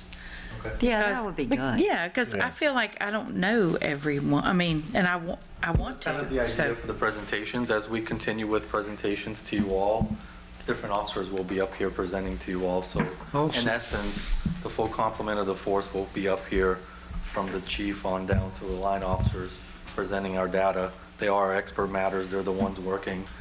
They're the ones that make me look fantastic, so they should come up here and share that with you all. Yeah, sounds great. Of course, a huge thank you to them. They provided that data, they compiled it, and a huge thank you to Mandy for actually making it look wonderful. I don't have the capacity to do that, so once again, you recruit the talent. You know, effective leaders surround themselves with really smart people. Yeah. That's what I do. That's what we do. Yeah, that's right. Well, good job. Good Thank job. you very much. Very, very good job. Absolutely. We appreciate you very much. Yeah, I don't think we can say it too much. Very proud of our police department, and all this tonight was a good example of why we are proud of you guys. You'll do a great job. Very professional, and it showed tonight. And it shows every day, actually. Thank you. Thank you. And I'm just waiting on 2 officers' composites to come back. They just got their pictures taken. And once I update them, so you can actually have their picture on it, I'll make sure that you all get it. Okay, Yeah, great. that'd Thank be you. great. Yeah, thank you very much. Okay, thanks, folks. Okay, well, all right, we're down to items requiring action, and Scott, I think it's finally your turn. You got lots of good information to see. I learned a lot today. Yeah. So I understand you're going to talk about your budget for this year, right? Yes, sir. Mayor Gross, Vice Mayor, members of Vinton Town Council. As you're aware, Roanoke Valley Television has served the Roanoke County, Town of Vinton, and their respective communities' school systems since 1993. We're proud to provide government and educational media services as well as custom communications content for these localities, as well as distribution via cablecast, live stream, social media on demand. Content is also cablecast locally on Cox Cable Channel 3, Comcast Channel 3, and Chantel Glow Fiber. Over the past year, our 5-person staff has worked on a variety of projects for the town of Vinton. A few of those highlights are the State of the Town live stream, business and economic development profiles, event coverage such as the upcoming Arbor Day, All Things Vinton, which is one of our most popular online offerings, and other things such as drone photography, new tourism, PSA, and various graphic design services. I'd especially like to thank those who serve on our governing committee, of course, Councilmember Lori Mullins, Economic Development Specialist Marshall Stanley, and your citizen representatives, Ray Sandifer. RVTV's annual operation budget is shared by each of the 3 sponsoring localities based on their proportion of population defined by the U.S. Census data. Although I neglected to mention earlier, Vinton is the most fun of the localities we work with. I think I can say that without hurting any feelings in the other localities. Yeah. Of course, this fiscal impact is offset partially through the share of revenues you receive via Virginia's communications sales and use tax and EG fees from local communications providers. Our operating request from the Vinton Council for the upcoming fiscal year is $24,077, which is 4.1% of a total annual operating budget of $587,254. It's the recommendation of our Regional Cable Television Committee to approve this funding for the fiscal year 23-24 RVTV operating budget, and I believe you have a resolution before you, but I would be happy to receive any comments or answer any questions. Okay, Scott, thank you very much. Folks, you have any questions, comments? I'll just say, I feel like they do well with the money they have. They have gotten all kinds of new equipment. They got a new vehicle. They're doing a good job. And that's actually out of capital, not operating. So those are the new equipment and such is not actually part of what the town directly funds. But you're right, I think they do an awesome job. And, Definitely. I still think we need to go out on a field trip. Yeah. We are happy to have you anytime. Yeah. All right. Yeah, Go over because and I check out. served on it before, but it's been a long time. You since wouldn't I've been there. recognize it, I think. Yeah, It's a lot more fun these Yeah. days. Yeah. Yeah. field yeah. trip. We'll get it. Yeah. Lori and I will get it set up, field trip. Yeah, say, Scott, you did great on that video with the jackhammer thing. Oh, You can't that beat was the a while vid- ago, yep. Yeah. I don't know if y'all seen the one in Vinton here where he's on the jackhammer and all that. So I guess that's what you call that thing, where it's bouncing. Which you have to ask Bo. I'm not really sure. All right. Okay, as Scott said, you have before you a resolution which would approve their operating budget for year 2022 and 2023. Is there a motion? I'll make a motion to adopt. Okay. I'll second. All right, well- 2023 to 2024. It was written wrong. I'm sorry. It's fiscal year 2023 to 2024. I accidentally wrote it wrong. Oh, okay. For this year. Yeah. So we have a motion by Councilmember Mullins and second by Councilmember McCarty. Please call the roll. Councilmember Lyles, Councilmember McCarty. Yes. Councilmember Mullins. Yes. Vice Mayor Stovall. Yes. Mayor Gross. Yes. Thank you. Thank you, Scott. Always good to see you. Appreciate it. Thank you, Scott. Okay, Donna, I believe it's your turn. Enough to need a bathroom break. Refreshments. I love PD, but they like to talk. Okay. Mayor, Vice Mayor, members of council. Thank you for letting me present tonight. So before you have a resolution to approve local choice health insurance through fiscal year 23-24. This year, we received a 0% increase, so the rates will stay the same, the plans that we offer to employees will stay the same, and we will still be able to continue offering the free plan to employees only. All If you right. have any questions about anything, I'd be happy to answer them. Good job. Good news, good Yeah. news. I don't think I had anything to do with that, but thank you. Well, if you can keep things this, Well, thank you. Thank you very much. yeah, take the credit. If you can keep things the same in these days, you're doing good. That's the truth. That's for sure. You're going to get the blame next year. Yeah, I was gonna say, we'll revisit that next Take year. credit now. You're gonna let the manager present next year, right? Council, you have any questions or comments? No, sir. If not, we'll entertain a motion which would be for the renewal of our group health insurance.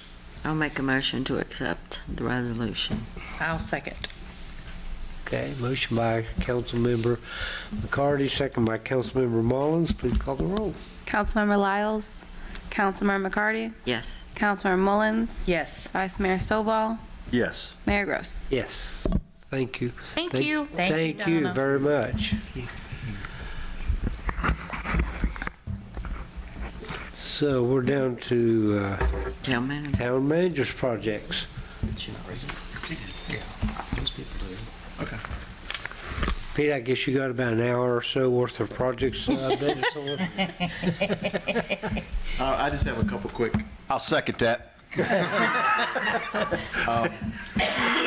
I did want to, I'm sure each of you saw the new message bulletin board out in the lobby. Yeah. So if you haven't, take a peek at that. It was just turned on today. So thank Donna, thank Tony, thank a couple other staff members. I know Toby helped. Even Andrew consulted on it. So there was a lot of I don't know if you call that consulting. What did you plug it in? And Pete, I would just jump in. Vice Mayor Stovall mentioned earlier that he heard music and asked if I did as well. So it does play music lightly.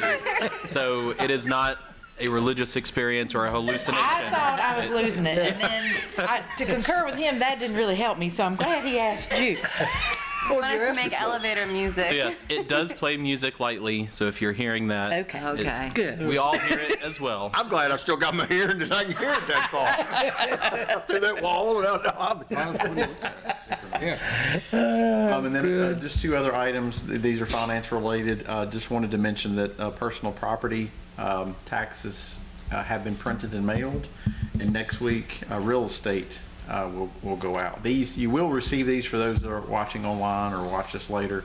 This actually is issued from Roanoke County, but they'll for taxes specifically for the town of Vinton. So I just wanted to highlight that those two bills either have gone or will go out as of next week. You know, Mr. Mayor, I would like to add to that and from a conversation that we had in the Finance Committee, and that is that, you know, it does help our staff out immensely when those bills go out, and then, of course, they're paid on time. And I understand tough times for people and those kind of things, but putting an extra burden on staff to have to chase the delinquent taxes is an extra burden. So, you know, that is, of course, that's a conversation that we had in the Finance Committee meeting, so I did want to mention that. Yeah, I appreciate that. That's a very good point, Mr. Vice Mayor. Thank you.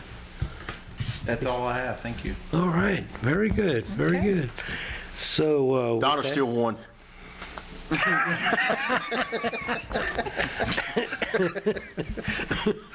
Okay. With that, we'll move on to the VML policy committees. Antonio, I believe. Mayor, Vice Mayor, and Council. So each year, the Virginia Municipal League convenes policy committees to involve members in the development of policy statements to guide the league, staff, and members through the coming year. So they'll do it around July, I believe, and it's the same nominations that you guys had last year. So if you guys are okay with that, I just need a motion of approval. Okay, great. Staff, you folks okay with the nominations as they've been presented? For the We're in our community packet. and economic development, what Yeah. is the name of the meeting that we had on? That's coming up. Community Development. Yeah, so this one's with the VML. This one isn't ours. So they do one meeting a year per committee. It's kind of just to get all the members involved. So you'll just have one and it'll be via Zoom. Okay. There have been opportunities where staff members or council members have had a particular item that they are particularly interested in and have participated, but typically we haven't had a great deal of involvement in the policy committee, but we make these appointments so that Right. should we want to get more engaged or more involved in a particular subject matter, we have a path to do so. Yeah, Okay, great. exactly. I just need a motion then. Okay. So moved. And I'll second. Okay. Motion by the Vice Mayor Stovall, second by Councilmember McCarty. Please call the roll. Councilmember Lyles, Councilmember McCarty, Yeah. Councilmember Mullins, Yes. Vice Mayor Stovall, Yes. Mayor Gross. Yes. All right, thank you very much. Okay, and now for our committee reports. Andrew, I guess you'll do the Finance Committee? Yes, sir, it's correct. Right, Mr. Mayor, Vice Mayor, and members of council, we met on Monday, April 10th, and had a fairly lengthy discussion on a few things. A couple of the quick things that we got out of the way already in the consent agenda was a scrap metal appropriation. The Public Works Department had $18,859 that they recouped from scrap metal sales, and then we had two appropriation for funds from vehicle accidents that we had received from Versa, one being $3,469.99 and the other one being $3,272.35.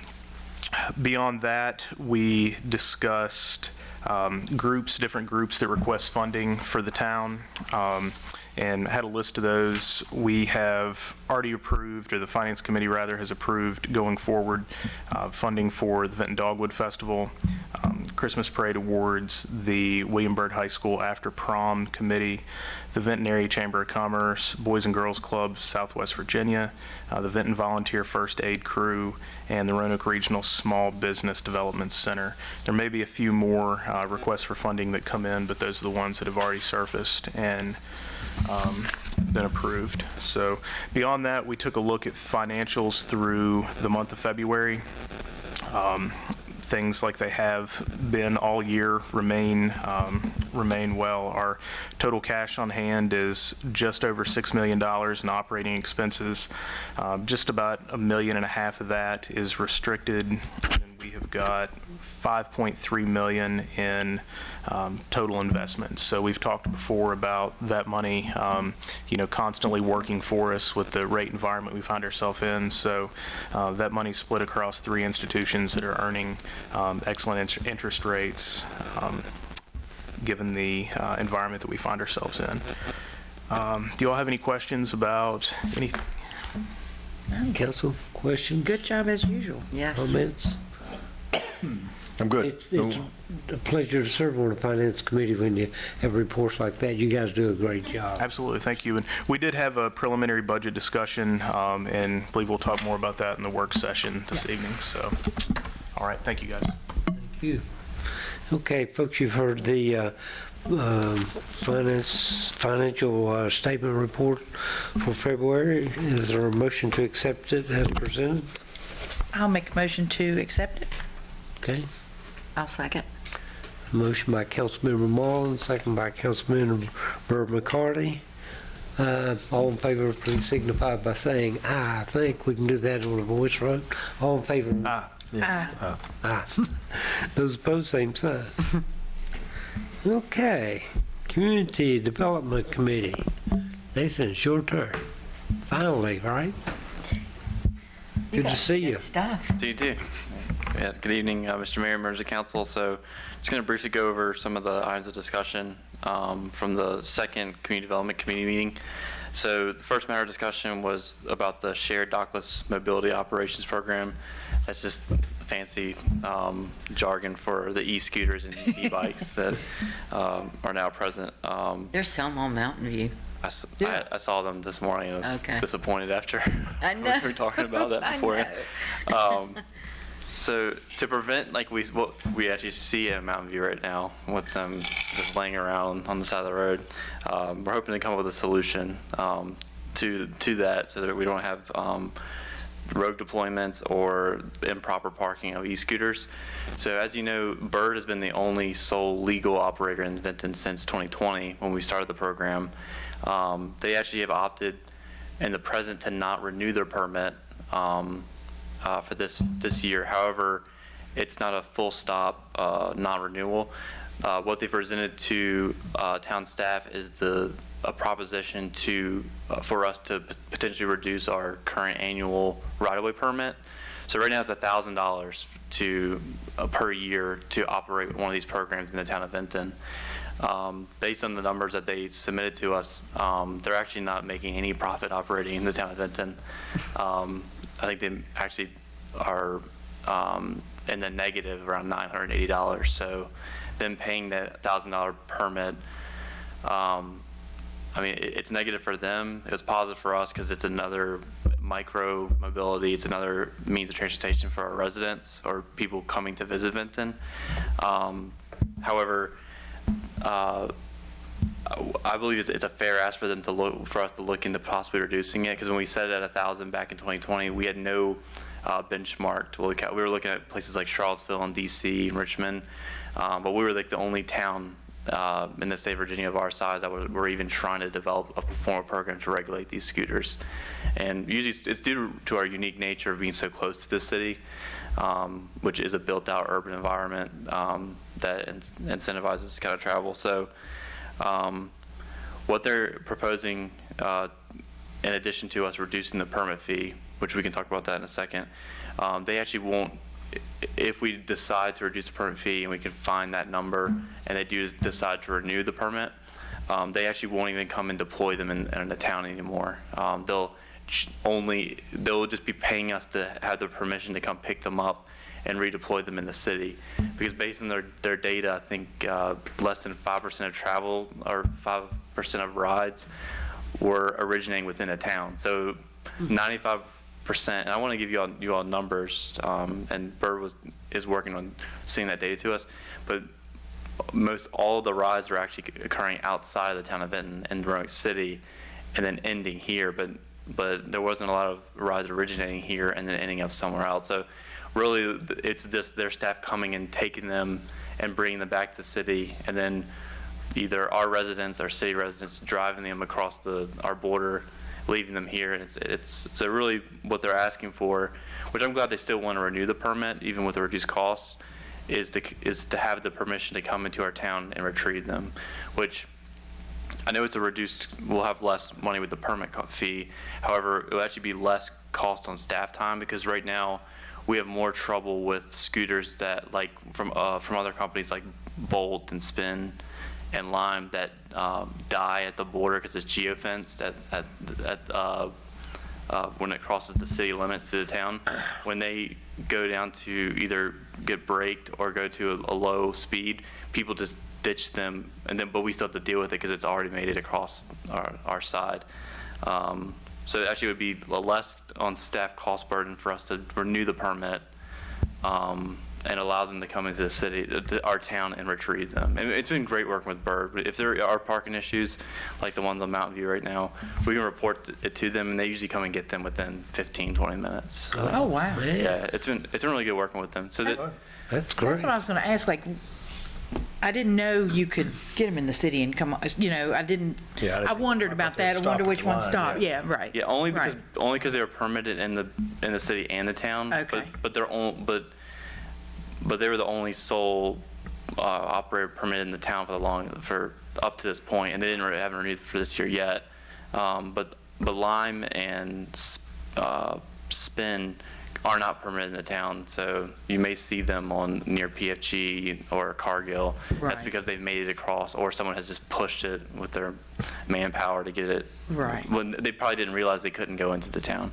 Yeah. But Councilmember McCarty proposed a really good like a number. Really, this is not like a resolution or ordinance. Really, I'm just asking for permission to negotiate the permit fee and permission to reduce it, because this is built into a policy. It's not in our ordinance. So right now it's at 1,000. Town staff are thinking 500 would be fair, but Councilmember McCarty had a good idea about us starting at 750 and then seeing how they feel about that at first, and then we can work our way down to potentially 500, which I think is a fair price. Good idea. That's a good idea.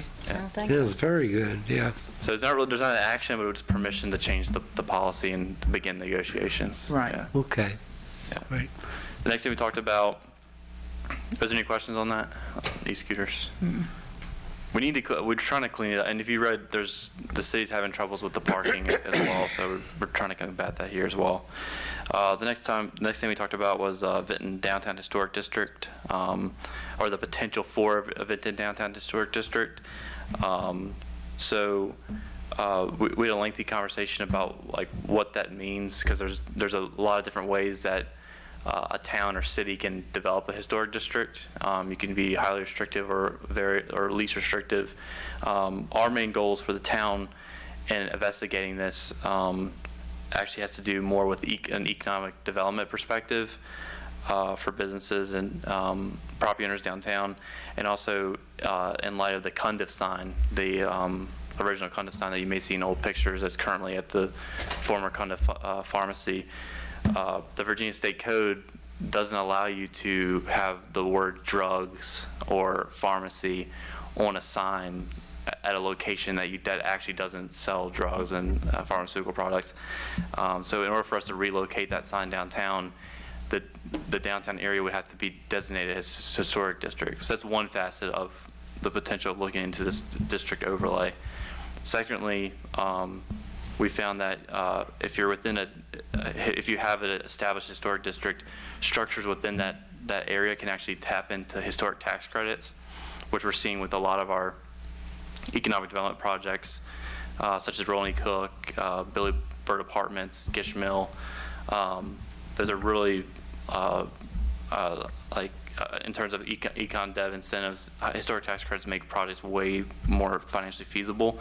And if it's in a historic district, the structure itself actually doesn't even have to have any cultural or historical significance as long as it's within that boundary. So it's a potential option.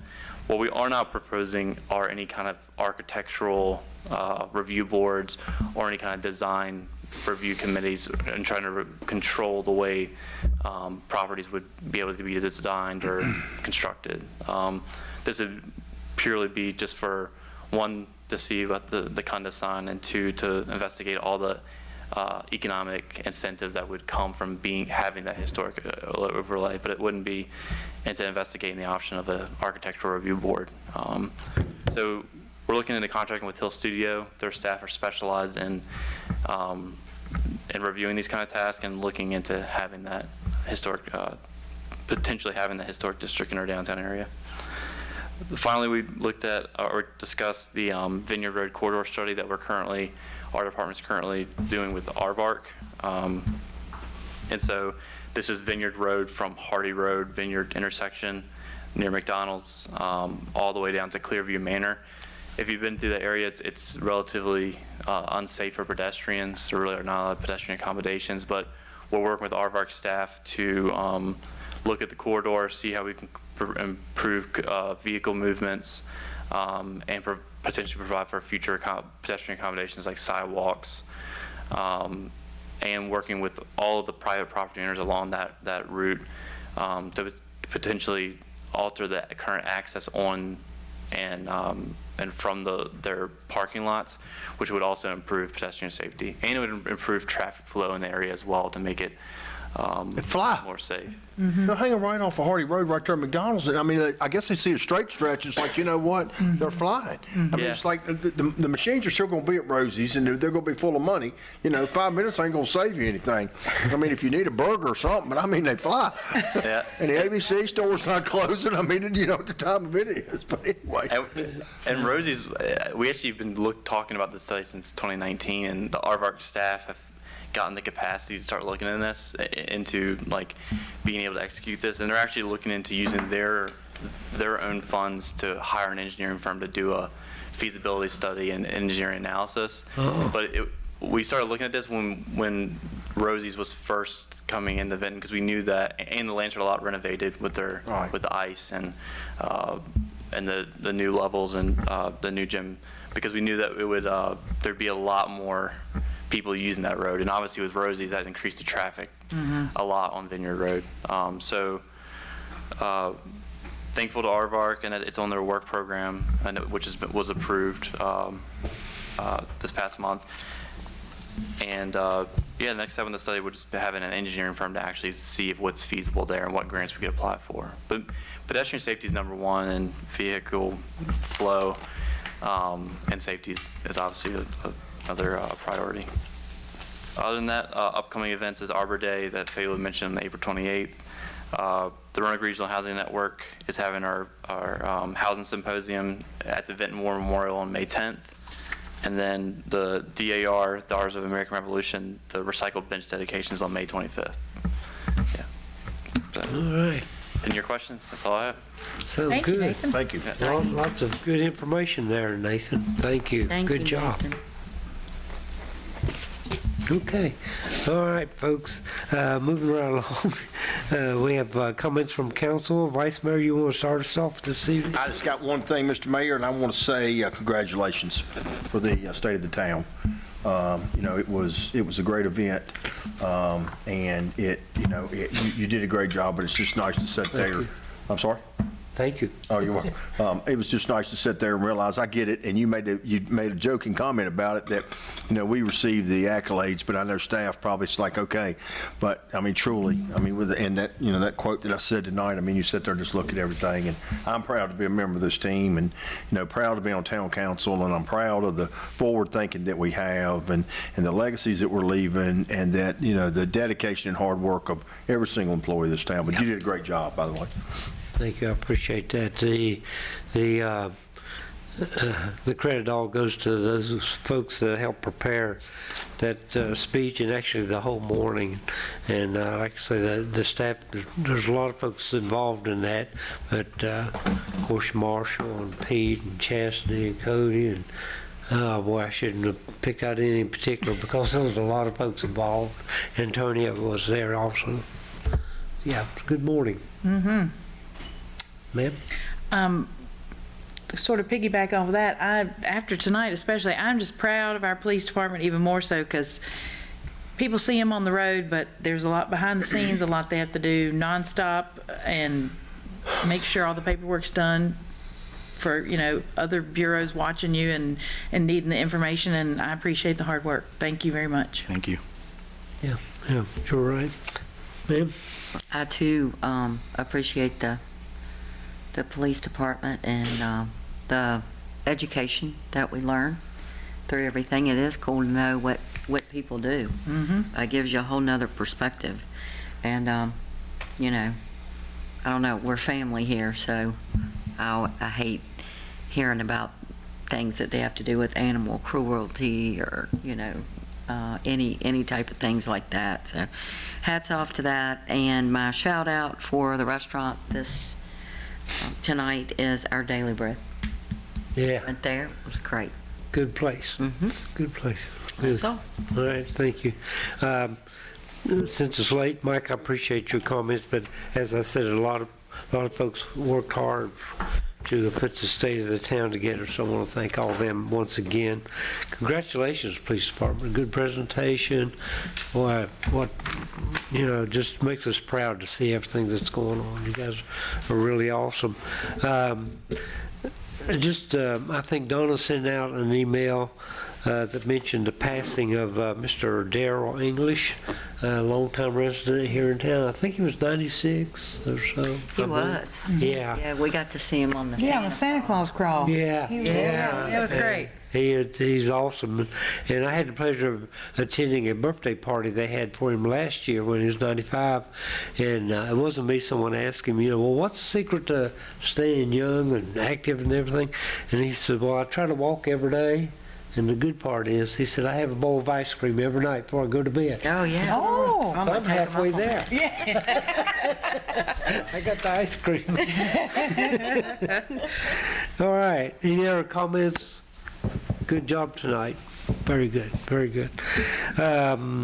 Okay, with that, we want to request a closed session, and our plan for tonight is to have a closed session and then come back for the work session, I think. I don't know who's buying breakfast, but so this is a request to convene a closed meeting pursuant to 2.2.3711A1 of the 1950 Code of Virginia as amended for discussion of the appointment for the town attorney. Okay, so that's request. Is there a motion? I'll make a motion. I'll second. So we have a motion by Councilmember Mullins, second by Councilmember McCarty. All in favor, please signify by saying aye, or do you need a voice vote? You're fine. Okay. All in favor, please signify by saying aye. Ah. Thank you, folks.